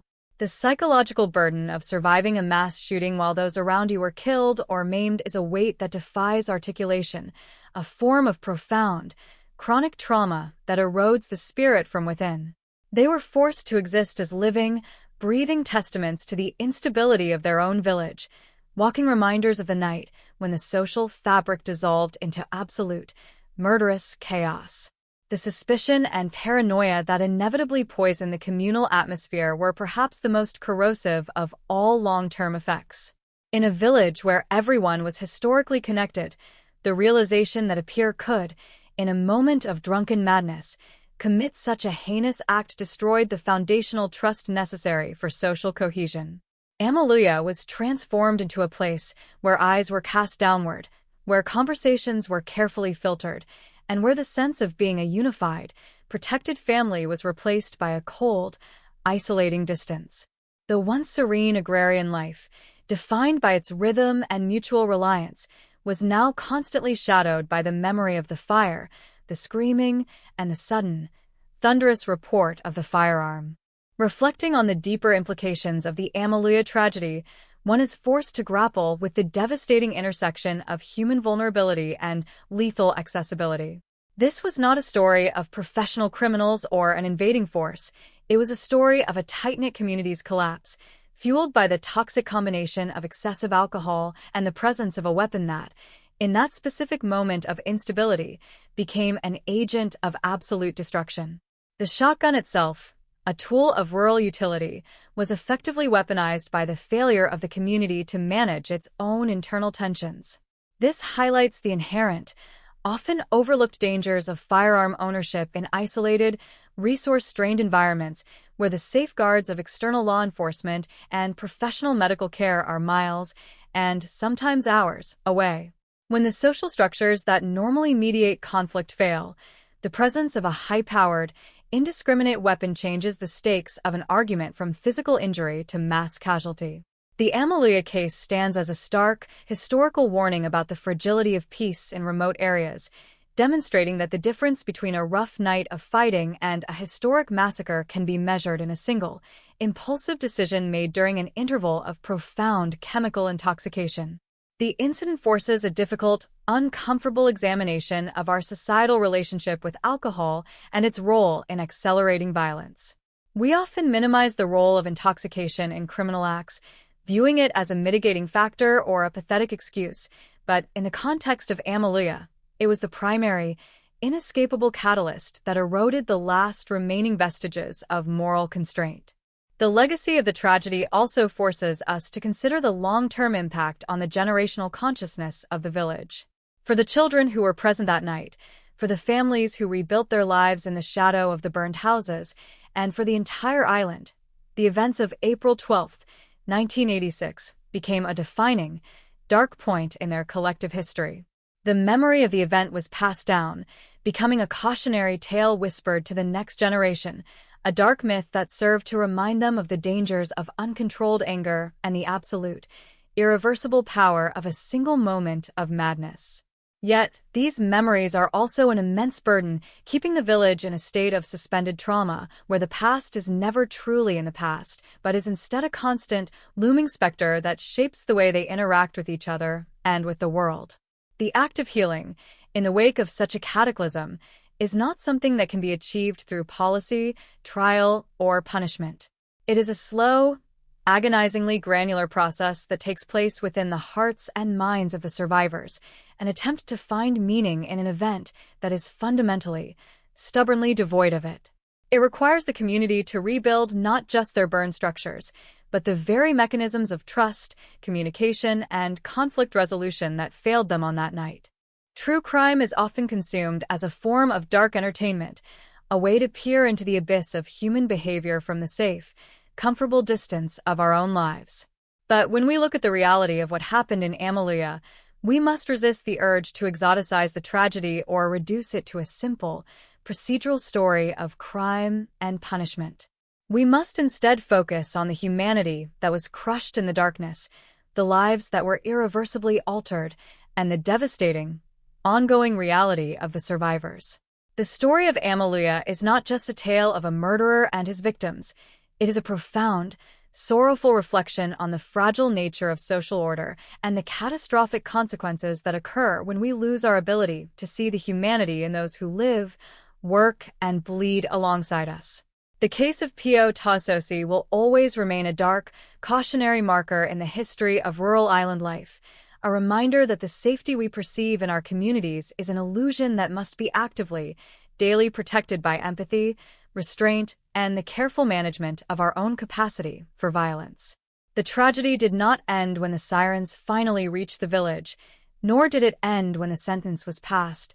It lives on in the missing presence of the dead, the permanent trauma of the wounded, and the enduring, heavy shadow that hangs over the village of Amalia, a village that learned the hardest, most devastating lesson of all, that even in the most isolated, peaceful corners of the earth, the darkness of human potential can, in a single, horrific instant, consume everything. As we look back at the aftermath, we are left with the profound, lingering question of whether true reconciliation is ever possible in a community that has been so deeply and fundamentally broken by internal violence. The answer, perhaps, is that reconciliation is not a destination, but a perpetual, ongoing struggle against the weight of the past. The villagers of Amalia, in their long, difficult journey following the massacre, were forced to find ways to exist within a new, more broken reality, constantly navigating the space between the desire to forget the horror and the necessity of remembering the cost. Their experience serves as a testament to the resilience of the human spirit, even when that spirit has been violently tested by the absolute, bottomless depths of tragedy. Every time a new generation grows up in the shadow of that night, they are inheriting a complex, heavy legacy that shapes their own understanding of community, duty, and the lethal dangers that can arise from the simplest, most mundane acts of human failure. The story of the Amalia shooting remains an essential, sobering piece of the true crime archive, not because it provides a neat, satisfying resolution, but because it refuses to be simplified or forgotten, remaining a haunting, permanent fixture of the island's collective memory, forever reminding us that the light of our civilization is thin, and it only takes a moment of shadow to extinguish it completely, leaving behind an infinite, painful, and echoing silence that no judicial verdict can ever truly fill. The finality of the courtroom proceedings in the case of the Amalia massacre might have offered a sense of judicial closure, but for the residents of that isolated village, the true, agonizing passage of time was marked not by the cycles of the law, but by the slow, often painful erosion of the memory of that night against the harsh reality of daily existence. The village had been fundamentally severed from its own past, as the collective innocence that once defined their social life was replaced by a grim, enduring awareness of the dark, violent potential that had always lurked just beneath the surface of their communal bonds. For the survivors, the experience of living in the aftermath was akin to navigating a landscape that had been transformed by a sudden, catastrophic earthquake. The familiar landmarks remained, but the ground beneath them had been permanently altered, rendered unstable and dangerous. The physical reconstruction of the burned homes provided a superficial semblance of normalcy, a visual restoration of the village's outward appearance, but this labor could not reconstruct the broken trust that had been the foundation of their community. Neighbors who had once shared meals, labor, and history now lived with a silent, heavy knowledge of what transpired when the dark descended and the liquor took hold. This new, guarded reality necessitated a fundamental shift in how they interacted, turning even the most mundane daily exchanges into potential minefields of unspoken tension and buried trauma. The long-term psychological fallout for the villagers, particularly for those who had been present at the peak of the riot, manifested as a form of chronic, collective post-traumatic stress that defied simple resolution. Many residents experienced intrusive memories of the burning houses, the panic screams of the mob, and the deafening, final roar of the shotgun blast. triggers that could be activated by something as simple as the smell of smoke or the distant sound of a gunshot in the forest.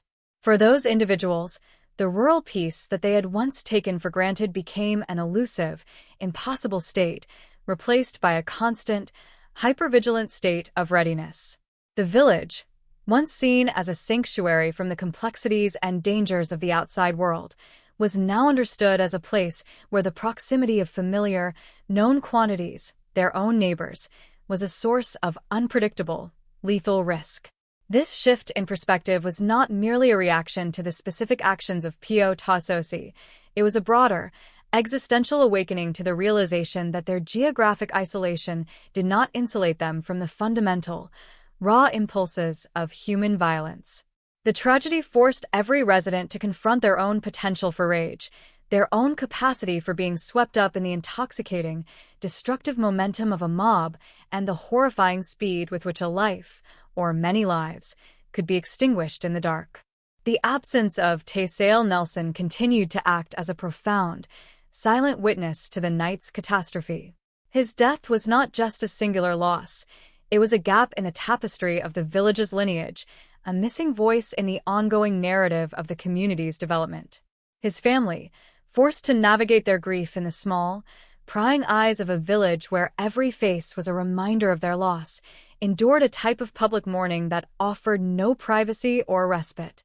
They were the constant, living evidence of the cost of that night, and their grief was an unavoidable aspect of the village's daily landscape. The presence of Tuafanua and Ropati, meanwhile, served as a daily, physical manifestation of the tragedy's enduring cost. As they moved through the village, their struggles with their severe, permanent physical limitations and the chronic pain associated with the lodged shotgun pellets were a persistent, unignorable soundtrack to the community's attempts to move forward.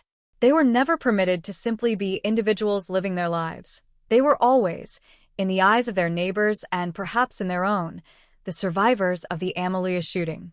This status granted them a difficult, isolating distinction that kept them apart from the others, a reminder that the path to healing is rarely a simple, linear journey, and for some, it is a mountain that can never be fully climbed. As the years began to accumulate in the wake of the trial, the narrative of the Amelia tragedy began to undergo a slow, complex evolution within the oral tradition of the island. The clinical, legal details of the event, the second-degree murder charge, the specific ballistic evidence, and the judicial findings eventually receded, replaced by a more mythic, cautionary version of the story that served to emphasize the moral failures of the night. This evolution is common in small, insular societies, where events are often transformed into stories that reinforce the importance of communal stability and the dangers of individual excess. The story of Pio Tassosi ceased to be just the story of a man who made a fatal, intoxicated choice. He became a figure of communal legend, a symbol of the dark, catastrophic potential of the community's own collective rage. This transformation into legend was, in its own way, a coping mechanism for the survivors, a way to contain the trauma by framing it within a familiar structure of moral lesson and cautionary warning. By turning the nightmare into a story, the villagers gained a small, essential measure of control over the chaos, making the uncontrollable nature of that night more manageable, if not truly understandable, for the generations that followed. The broader implications for rural life and the management of interpersonal conflict remain as relevant today as they were in the spring of 1986. The tragedy of Amelia serves as a potent, historical argument for the necessity of proactive, community-based approaches to conflict resolution that do not rely on the reactive, often slow-moving mechanisms of external justice. Had the community possessed the tools to intervene earlier in the brewing, alcohol-fueled disputes of that night, or had they cultivated a cultural climate where the escalation toward violence was fundamentally and immediately rejected by the collective, the outcome might have been entirely different. Instead, the lack of such mechanisms allowed the situation to move toward its most lethal conclusion, proving that in environments where the state is absent or distant, the burden of maintaining peace falls entirely on the strength and integrity of the community itself. When that internal strength fails, the catastrophic consequences are not merely the responsibility of the perpetrator, but a reflection of a collective failure to protect the most vulnerable members of the society from the volatile, unchecked impulses of the group. This realization remains the most difficult and the most crucial lesson of the Amalia case, a challenge to all small, isolated communities to prioritize the creation of resilient, empathetic social structures that can withstand the pressure of human conflict and the intoxication of individual anger. In the end, the story of the Amalia massacre is not truly a story about a crime. It is a story about the fragility of human civilization when stripped of its external structures and left to the mercies of a darkness that is both physical and internal. It is a story that refuses to be resolved or comforted, persisting in the memory of the island as an echo that never fully dies away. Every time the sun sets over the rural landscape, every time the night brings a deep, oppressive silence to the village paths, the memory of that April night is inevitably recalled. The village of Amalia continues to exist, continues to grow, and continues to move forward, but it does so under the heavy, permanent shadow of its own history. The tragedy remains a foundational, defining element of the village's current existence, an unhealed scar that is occasionally rubbed by the passage of events, but never fully disappears. It is a permanent, haunting feature of the island's landscape, an indelible testament to the absolute, terrifying capacity for human destructiveness and the equally immense, though often quiet and invisible, labor of continuing to exist in the wake of such profound, irreversible loss. The silence of the village, which once signified a tranquil peace, is now understood to hold a deeper, more complicated meaning, a silence that is both a sign of the resilience of those who survived and a marker of the absence of those who were lost, a silence that is, in its own way, a permanent, wordless monument to the night when the light of the community was extinguished by the flash of a single, devastating shotgun blast. The history of Amalia is forever marked, forever burdened, and forever defined by the memory of the night when the village, in a moment of madness, lost the very essence of what had made it a home, and found in its place only the cold, hard, and unforgiving reality of a trauma that no time, no trial, and no act of reconciliation can ever fully undo. The echoes of the shots still reverberate through the history of the island, a constant, low-frequency warning of how easily the thin, fragile veneer of human order can be shattered, and how the darkness of the rural night can swallow the lives of those who thought they were safe within the familiar, intimate circle of their own people, leaving behind only the haunting, endless, and deeply sorrowful remnants of a tragedy that continues to be felt in the very air of Amalia to this day. The final chapter of any true crime narrative is not merely the cessation of legal proceedings or the burial of the dead. It is an examination of the long-term reverberations that define a community's soul across the decades. In the case of Amalia, the aftermath stretches far beyond the initial, visceral shock of the incident, settling into the bedrock of the island's culture as a permanent cautionary tale. As years turned into decades, the individuals directly involved, the survivors, the families of the victims, and even the family of the perpetrator, were forced to reconcile their lived experiences with the simplified, often sanitized versions of the story that began to circulate within the wider society. This process of narrative transformation is, in itself, a form of trauma. The victims' families had to endure the recurring, unwanted attention every time the case was referenced as an example of rural instability or the dangers of spontaneous violence. Their grief became public property, a source of voyeuristic interest for those who lived comfortably in the outside world, far removed from the dirt paths and the suffocating atmosphere of that isolated village. For the survivors, Tuafanua and Ropati, the passage of time did not merely heal the jagged wounds in their flesh. It forced them to integrate their permanent physical disability into their evolving identities, becoming symbols, intended or not, of the resilience required to carry the literal, leaden reminders of that night in their own bodies. The phenomenon of memory in such a secluded setting is inherently unreliable and deeply selective, prone to the distortions of time, communal pressure, and the need for emotional survival. Over time, the specific, gritty details of the riot, The exact sequence of the stone throwing, the frantic moments before the arson, the precise words spoken during the drunken disputes, began to blur, losing their objective clarity. In their place, a broader, more existential narrative solidified, the story of a night when the community failed itself. This narrative served a dual purpose. It allowed the village to acknowledge the horror without having to dwell on the intimate, often painful complexities of individual complicity. It provided a framework for shared understanding that protected the integrity of the village's current social structure. However, this collective memory, while protective, also acted as a barrier to true, restorative healing. It kept the event alive in a state of perpetual, ghostly presence, ensuring that the shadow cast by the shotgun blast never truly dissipated. Even as the village grew, as new generations were born who had no direct recollection of the screams or the fire, the weight of the tragedy remained, transmitted through the silent, behavioral norms that discouraged the same kind of volatile, factional aggression. Reflecting on the legal outcome, the conviction of Pio Tasosi for second-degree murder remains a subject of complex, retrospective analysis. Was the judicial system's insistence on categorizing the event as an act of depraved indifference, rather than a planned execution, the most accurate reflection of the reality?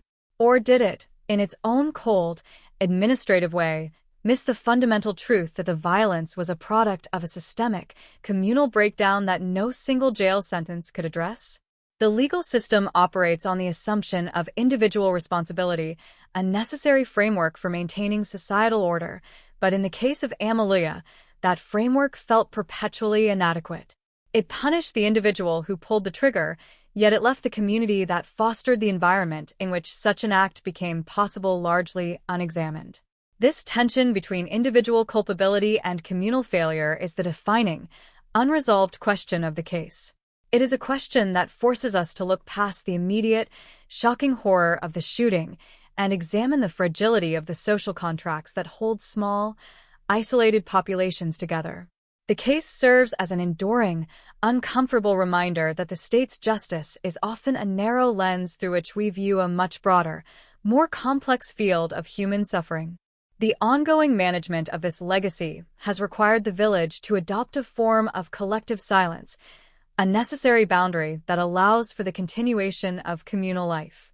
There is a profound, almost ritualistic avoidance of the events of that April night in public discourse, a tacit agreement to prioritize the present and the future over the traumatic, unalterable past. Yet, this silence is not empty. It is charged with the weight of everything that remains unsaid. It is a silence that defines the borders of the village's communal identity, a boundary that keeps the ghosts of the past at a distance while allowing the living to maintain a fragile, necessary sense of harmony. The impact on the children of the village, growing up with the knowledge of what happened without having witnessed it, is a topic of unspoken curiosity and profound significance. They inherit a world shaped by the events of 1986, and they are tasked with the challenge of forging their own identity within that heavy, historical framework.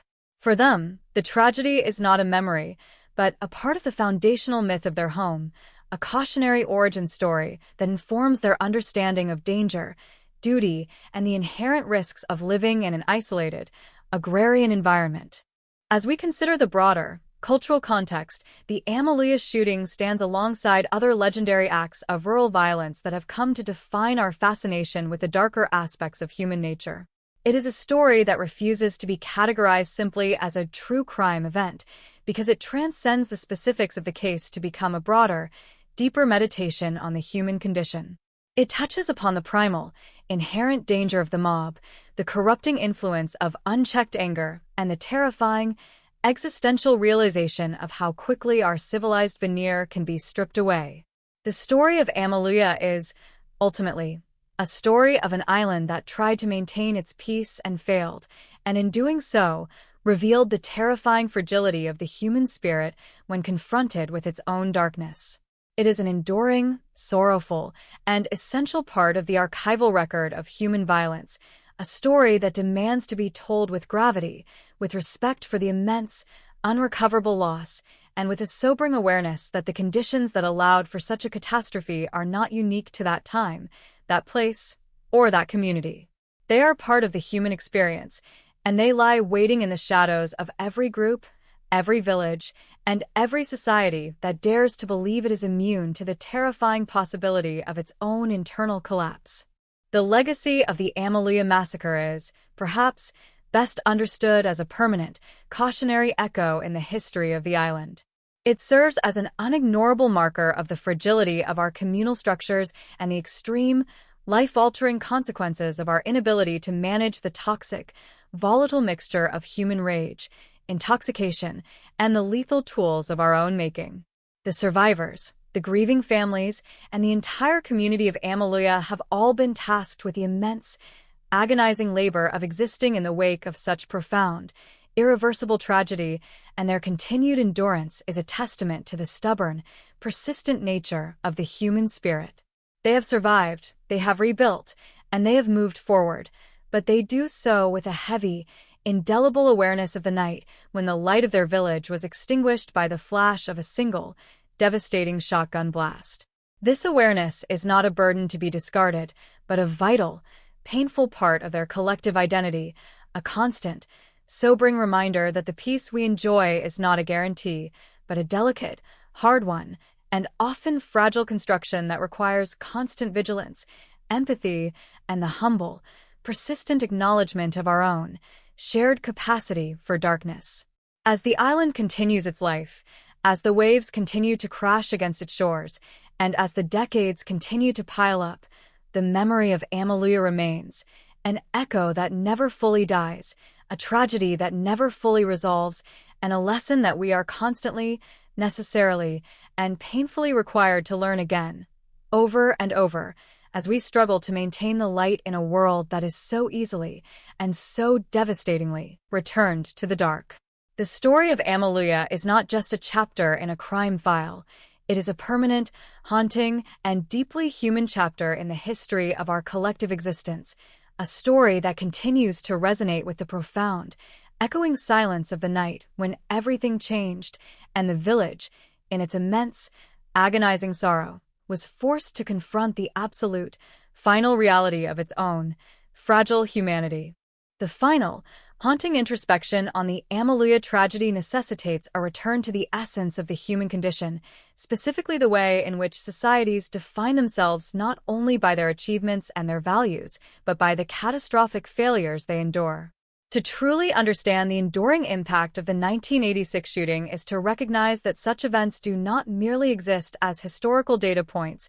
They function as a kind of cultural scar tissue, hardening over time yet remaining acutely sensitive to the slightest pressure of memory. When we look back at the village of Amaluya, we are not just observing a past event. We are witnessing an ongoing, silent struggle to maintain a semblance of order and peace in an environment where the memories of violence are woven into the very landscape. The act of communal remembrance, or conversely, the act of communal suppression, is a survival strategy in its own right. The village has, through the passing years, adopted a posture of guarded resilience, a way of existing that balances the necessity of moving forward with the heavy, persistent awareness of what has been lost. This duality of memory and forgetting is perhaps the most profound legacy of the incident, a constant, low-frequency hum of sorrow that influences everything from the way inter-family conflicts are handled to the way the younger generation is educated about their own heritage and the dangers of internal division. The transformation of the individual lives touched by this tragedy offers a unique window into the long-term, nonlinear nature of recovery. We think of the survivors, Tuafanua and Ropati, not as static figures frozen in the moment of their wounding, but as dynamic individuals who have been forced to negotiate a permanent, intimate relationship with trauma. The lead pellets, lodged deep within their bodies, serve as a physiological anchor to the night of the massacre, a biological reality that requires them to consciously acknowledge the event every single day. This is a form of survival that is as taxing as it is remarkable, requiring a degree of emotional fortitude that is often overlooked in traditional narratives of crime and punishment. Their lives represent the ultimate challenge to the idea that an event can be neatly closed, filed away, and forgotten. They are the living evidence that for some, the tragedy of Amaluia never actually ends.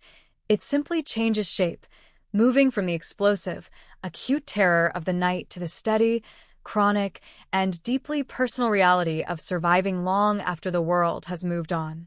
Their presence in the village is a quiet, persistent, and undeniable challenge to any attempt to romanticize or simplify the history of the island, forcing those around them to witness the real-world, long-term consequences of a single, impulsive act of violence. Beyond the individuals directly impacted, the tragedy of Amaluia serves as a profound meditation on the concept of communal responsibility. In the immediate aftermath, the focus was understandably on the perpetrator, the weapon, and the legal mechanism of the state. However, as the dust settled, the village was forced to confront a more difficult, abstract reality: the collective responsibility of a community that had allowed itself to fragment to the point of lethal collapse. The failure to contain the alcohol-induced escalation, the failure to protect the communal space from the influx of destructive, factional rage, and the failure to prevent the weapon from being retrieved and utilized all point to a systemic fragility that existed long before the first shot was fired. This realization is a bitter pill for any close-knit society to swallow, as it challenges the fundamental belief in their own unity and resilience. It requires a level of self-reflection that is deeply uncomfortable and potentially destabilizing, forcing the community to acknowledge that the capacity for such destruction did not come from outside, but from within their own ranks, from people they called neighbors, friends, and kin. This internal reckoning is the true, arduous work of post-tragedy life, and it is a process that has no set end date, no clear milestones, and no guarantee of a successful conclusion. The role of the rural environment in shaping this history cannot be overstated. In a world increasingly defined by urban complexity, there is a lingering, dangerous nostalgia for the simplicity of rural life. We often imagine these places as inherently safer, more stable, and more conducive to a harmonious existence. The Amaluia tragedy dismantles this romanticism, revealing that the very isolation that creates a sense of community can also foster a profound lack of accountability and a dangerous reliance on internal, often volatile, methods of conflict resolution. When the external gaze of the law is absent, the pressures of social standing, family loyalty, and historical rivalry can intensify, turning a minor dispute into a life-or-death confrontation with frightening speed. The shotgun, in this context, was not just a tool, it was a symbol of the fatal disconnect between the traditional, agrarian lifestyle and the lethal, modern reality of weaponized violence. The tragedy reminds us that in the absence of institutionalized conflict resolution, the potential for catastrophic, spontaneous violence is present in every human group, regardless of its size, its location, or its history of relative peace. As we conclude this examination, we must return to the families of the victims, particularly the survivors of Taysale Nelson, whose grief remains the most silent and profound witness to the night of the massacre. Their experience of loss is not a story to be told, but a life to be lived in the long, dark shadow of an absence that can never be filled. Their resilience, their quiet persistence, and their ability to continue existing in the same village where their loved one was taken from them is perhaps the most powerful and meaningful part of the story. They embody the strength required to survive when the structures of meaning and safety have been stripped away, leaving only the cold, hard, and unforgiving reality of a life that will never be whole again. Their story is a testament to the fact that the most important parts of a tragedy are not the sensational details that make for compelling true crime narratives, but the quiet, enduring, and deeply human work of those who are left behind to hold the pieces together in the aftermath. They are the true keepers of the memory of Amaluia and their commitment to their own lives, despite the profound, irreparable nature of their loss, is a victory that deserves far more attention than the actions of the man who caused the pain in the first place. Finally, we must consider the perspective of the observer, the individual who chooses to engage with the story, whether through professional interest or personal curiosity. There is an ethical responsibility that comes with looking into the darkness of such a tragedy, a need to avoid the pitfalls of voyeurism and to approach the subject with a commitment to the humanity of the victims and the survivors. This is not a story to be consumed, but a history to be respected, an echo that demands to be heard with gravity, and a sobering awareness of our own vulnerability to the same kinds of internal collapses. By engaging with the story of Amalia, we are participating in the process of ensuring that the memory of what happened is not lost, that the lessons are not discarded, and that the individuals whose lives were forever altered are given the recognition they deserve. This is a task that requires patience, a commitment to truth, and an understanding that the narrative of crime and tragedy is, at its core, a narrative about the fragile, precious, and often devastating nature of the human connection. The Amalia tragedy, with all its sorrow, its complexity, and its persistent, haunting presence in the history of the island, remains a foundational text of our shared understanding of violence, a story that continues to evolve, to challenge, and to remind us of the immense, profound importance of the ways we choose to relate to one another in the dark.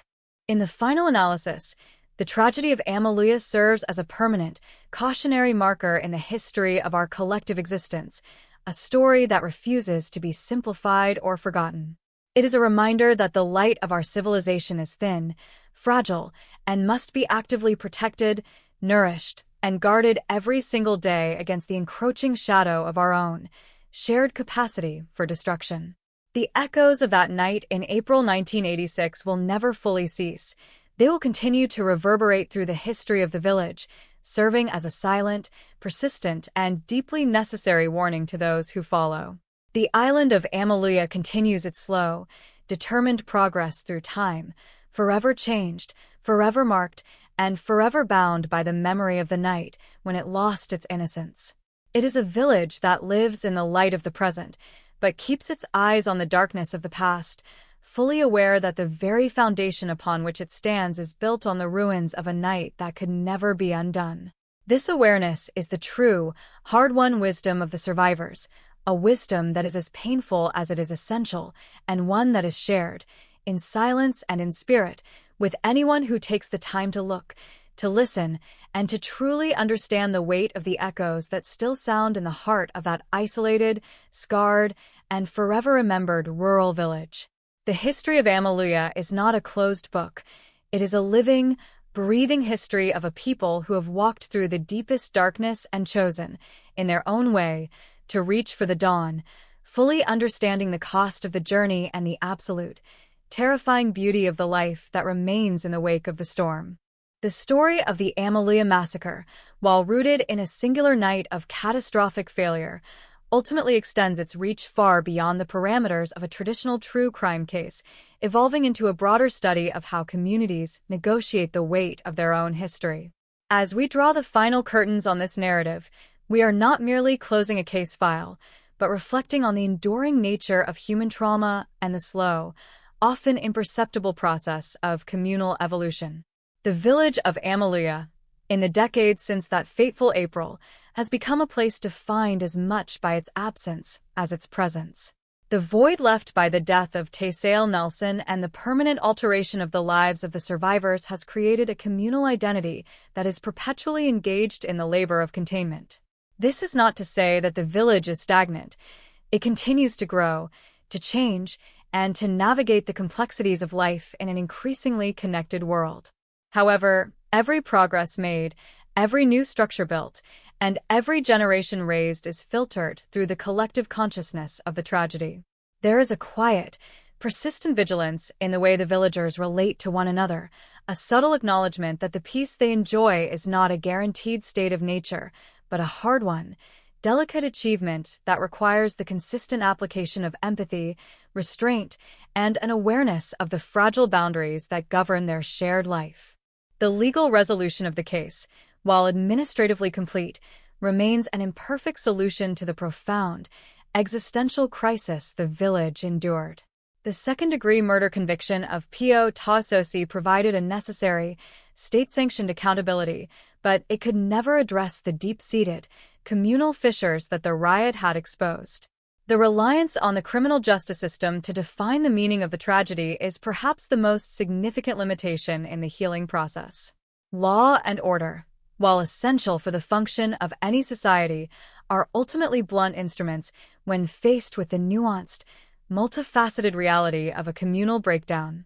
They are designed to punish the perpetrator, not to mend the society that was shattered, and this limitation is precisely what left the residents of Amaluya with the arduous, lifelong task of repairing their own social fabric.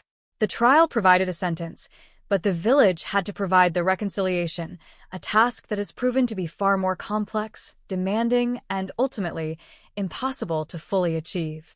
Reconciliation is a constant, shifting process, not a final destination, and the people of Amaluya have learned, through the long years of living in the shadow of the massacre, that the work of maintaining trust is a continuous, often agonizing, and deeply necessary commitment to one another.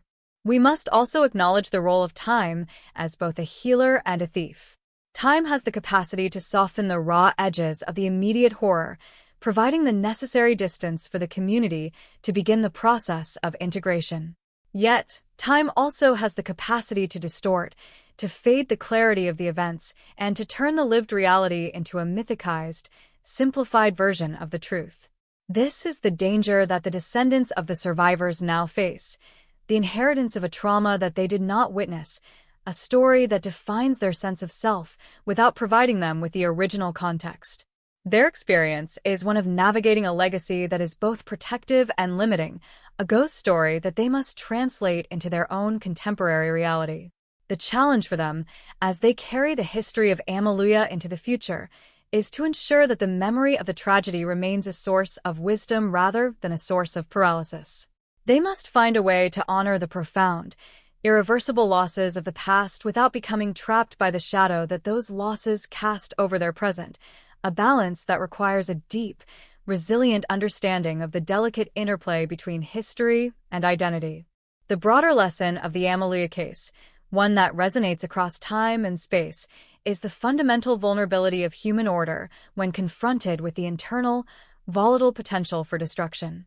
The tragedy reminds us that every community is only as strong as its ability to perceive and manage the quiet, simmering tensions that precede the explosive eruption of violence. It underscores the critical importance of fostering social environments where individual grievances, alcohol-fueled disputes, and factional rivalries can be addressed before they reach the point of no return.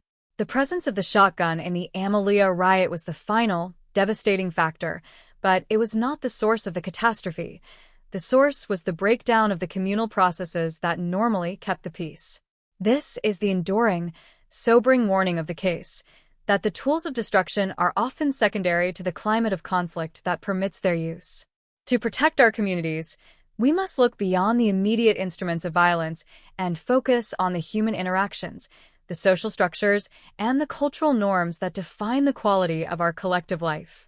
As we look back at the entire trajectory of the Amaluya massacre, from the initial, careless gathering of youth to the final, sobering reflections of a community decades later, we are left with a profound appreciation for the immense, often invisible strength required to endure in the aftermath. The resilience of the survivors, the stoic grief of the families, and the quiet determination of the entire village to remain, to exist, and to build despite the catastrophic loss is a testament to the profound, enduring spirit of the human connection. They are the heroes of this story, though they would likely reject such a label, viewing their lives not as heroic, but as simply the life that was left to them. Their commitment to their community, in the face of the darkness they were forced to endure, is an example of what it means to be human in the wake of tragedy. It is to refuse to be defined by the violence that was inflicted upon you, and instead, to choose to define yourself by your capacity to continue, to hope, and to rebuild. This is the most profound victory of all, a victory that persists long after the fires have gone cold, the shots have stopped echoing, and the trial has concluded. In the final analysis, the story of Amaluya is not a tragedy that belongs to a single village on a remote island. It is a story that belongs to all of us. It is a mirror held up to our own capacity for violence, our own vulnerability to chaos, and our own profound, essential need for one another in the dark. It is a story that challenges us to look at the people we live, work, and bleed alongside with a new level of empathy, realizing that the thin, fragile peace we enjoy is the result of our shared commitment to holding back the darkness. As the story of Amelia settles into the historical record, it remains a vital, haunting, and deeply necessary part of our communal understanding, a story that demands to be remembered, not for the sake of the violence, but for the sake of the life that persisted in spite of it. The history of the village, forever marked by the memory of that April night, continues to evolve, reflecting the ongoing, difficult, and infinitely important work of a people who have walked through the fire and have chosen, in the face of all the darkness, to keep the light burning for the next generation, one day at a time, in the quiet, enduring, and deeply profound silence that follows the storm. Ultimately, the Amelia case serves as an archival testament to the absolute, terrifying reality that the human spirit, while infinitely capable of destruction, is also, and perhaps more importantly, capable of an enduring, quiet, and persistent resilience. The tragedy was a moment of absolute, total loss, a snapshot of the worst of what humanity can do when it loses its way. But the aftermath, the slow, painful, and necessary recovery of a broken community, is a snapshot of what humanity can do when it chooses to keep going. That choice is the most fundamental, the most important, and the most enduring aspect of the story. It is the thread that ties the past to the present, the thread that allows the village to continue, and the thread that binds the memory of the dead to the lives of the living. The echo of the shotgun blast will never fully cease. It is a part of the air they breathe, a part of the soil they tread, and a part of the history they own. But it is no longer the only thing that defines them.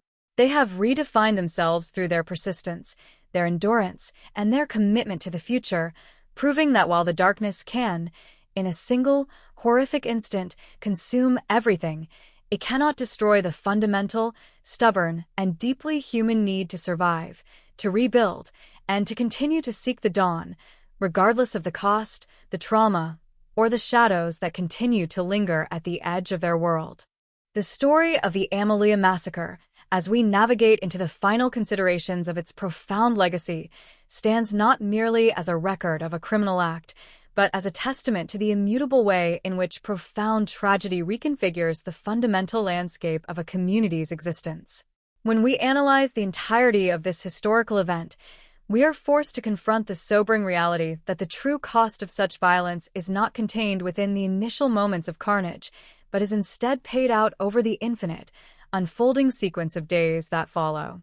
The village of Amelia, in its quiet, persistent survival, serves as a mirror for all small, insular societies that find themselves suddenly and violently thrust into the global consciousness, not for their contributions or their culture, but for the catastrophic failure of their own internal order. This transition, from a private community to a public case study, is in itself a violation of the village's sanctity, stripping away the layers of privacy that once allowed for a different, perhaps more sheltered, way of processing communal trauma. Yet, in this forced transparency, there is also a grim, necessary opportunity for a broader human understanding. By examining the mechanics of the collapse in Amelia, we are better equipped to recognize the warning signs of societal fragmentation in our own contexts, enabling us to act with greater empathy and proactive care for the communities we inhabit and cherish. The evolution of memory in the decades following 1986 is perhaps the most fascinating and challenging aspect of the aftermath. Memory is not a static repository of facts, but a fluid, living thing that adapts to the needs of the present. In Amelia, the memory of the massacre has been curated, softened, and sometimes fiercely guarded by those who witnessed it. This curated memory is not a betrayal of the truth, but a necessary filter for existence. If the survivors were to live each day with the absolute, raw intensity of the initial shock, they would be paralyzed by the magnitude of the horror. By transforming the event into a part of their foundational lore, the villagers have managed to integrate the tragedy into their daily lives in a way that allows for the continuation of their culture. They have taken the darkness of that April night and folded it into the narrative of their resilience, ensuring that while the past is never forgotten, it is also never allowed to completely dictate the future. This is a profound, subtle, and ongoing psychological achievement, one that deserves as much respect as the more obvious physical rebuilding of the village's infrastructure. It is the work of a people who refuse to be defeated by the violence inflicted upon them, a testament to the strength of the human spirit when it is pushed to the very brink of existential annihilation. Reflecting upon the legal dimensions one final time, we must consider the inherent tension between the desire for retribution and the necessity of reconciliation.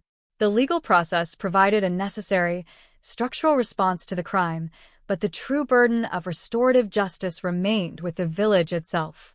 This is a common and often painful reality in the wake of mass violence. The formal justice system can address the act, but it cannot address the impact. The community was left to navigate the emotional ruins, to find ways to coexist with the memories of the victims and the presence of the survivors, and to build a new path forward that acknowledges the fracture without being defined by it. This is a process that requires a form of grace that is rarely found in statutes or court rulings.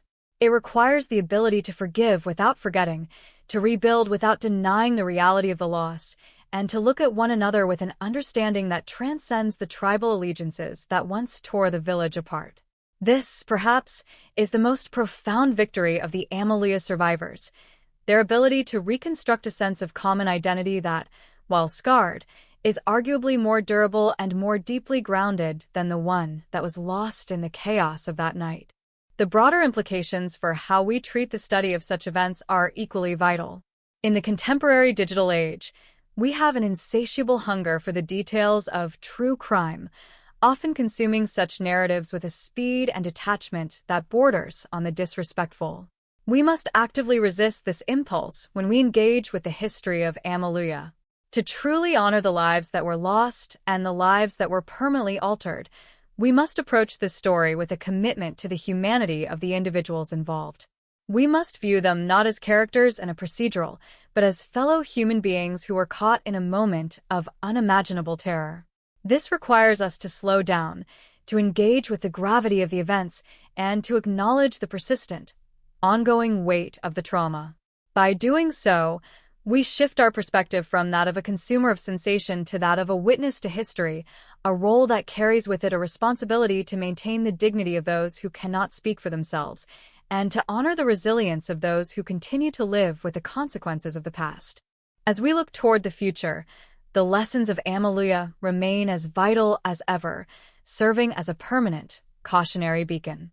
The fragility of our communal safety, the danger of unaddressed tension, and the lethal potential of chemical intoxication are not historical artifacts. They are real, present, and ongoing challenges in our contemporary world. We live in a society that is increasingly polarized, where the tribal instincts that fueled the Amalia riot are amplified by our digital environments and the rapid pace of our lives. The case study of the 1986 massacre reminds us that the breakdown of our communal trust is not a sudden, unpredictable event, but the end result of a long, often ignored, sequence of failures. We are responsible for the health of our communities, and we are tasked with the difficult, essential work of fostering environments where human connection is prioritized over the destructive impulses of our own nature. If we fail to do this, if we allow our sense of commonality to dissolve into the factionalism of our own making, we risk repeating the mistakes of the past in ways that could be even more devastating than we can currently imagine. The legacy of the Amalia massacre is, in its final analysis, a legacy of light and shadow, an inextricable intertwining of the worst and the best of what it means to be human. It is a story of how easily we can lose our way and how incredibly difficult, yet how profoundly necessary, it is to find our way back to one another. The village of Amalia, in its persistent, quiet endurance, serves as a beacon of this reality. It is a village that has seen the very worst, and yet has chosen to keep going, to keep living, and to keep being a community. This is a profound, enduring, and deeply hopeful truth that transcends the tragedy of its past. It is the truth that, regardless of the darkness that may engulf us, there is always the persistent, nagging, and vital human impulse to reach for the light. As we close the final chapter on this narrative, let us do so with a deep, renewed commitment to fostering the connections, the empathy, and the communal health that are the only true protections against the darkness that resides within us all. Let the story of Amalia be remembered not for the flash of a single shotgun blast, but for the decades of resilience that followed in its wake. Let it be a marker of a community that was shattered, yet refused to remain in pieces, a testament to the persistent, stubborn, and deeply human need to find meaning in the midst of overwhelming sorrow. The island will continue its progress through time. The sun will continue to rise over the rural landscape, and the village will continue its daily, quiet existence, forever marked by the memory of that April night, but forever defined by the courage of those who survived and the love they continue to hold for their home. This is the ultimate, enduring conclusion of the Amalia story, that while we are all capable of falling into the abyss, we are also all capable of the arduous, essential, and beautiful work of helping one another climb back out, one step at a time, toward a future that is not defined by the violence of the past, but by the persistent, unwavering commitment to the life that remains, the life that we choose, and the life that we protect, together, in the face of all the shadows that continue to whisper at the edge of our world. We hold the memory of the night in our hearts, we learn the lessons of the darkness, and we move forward into the light, forever changed, forever humble, and forever bound by the shared, resilient, and deeply human journey toward a more compassionate, understanding, and peaceful existence for us all, leaving the echoes of the shooting behind in the history books, while we carry the strength of the survival into the promise of every new, dawning day.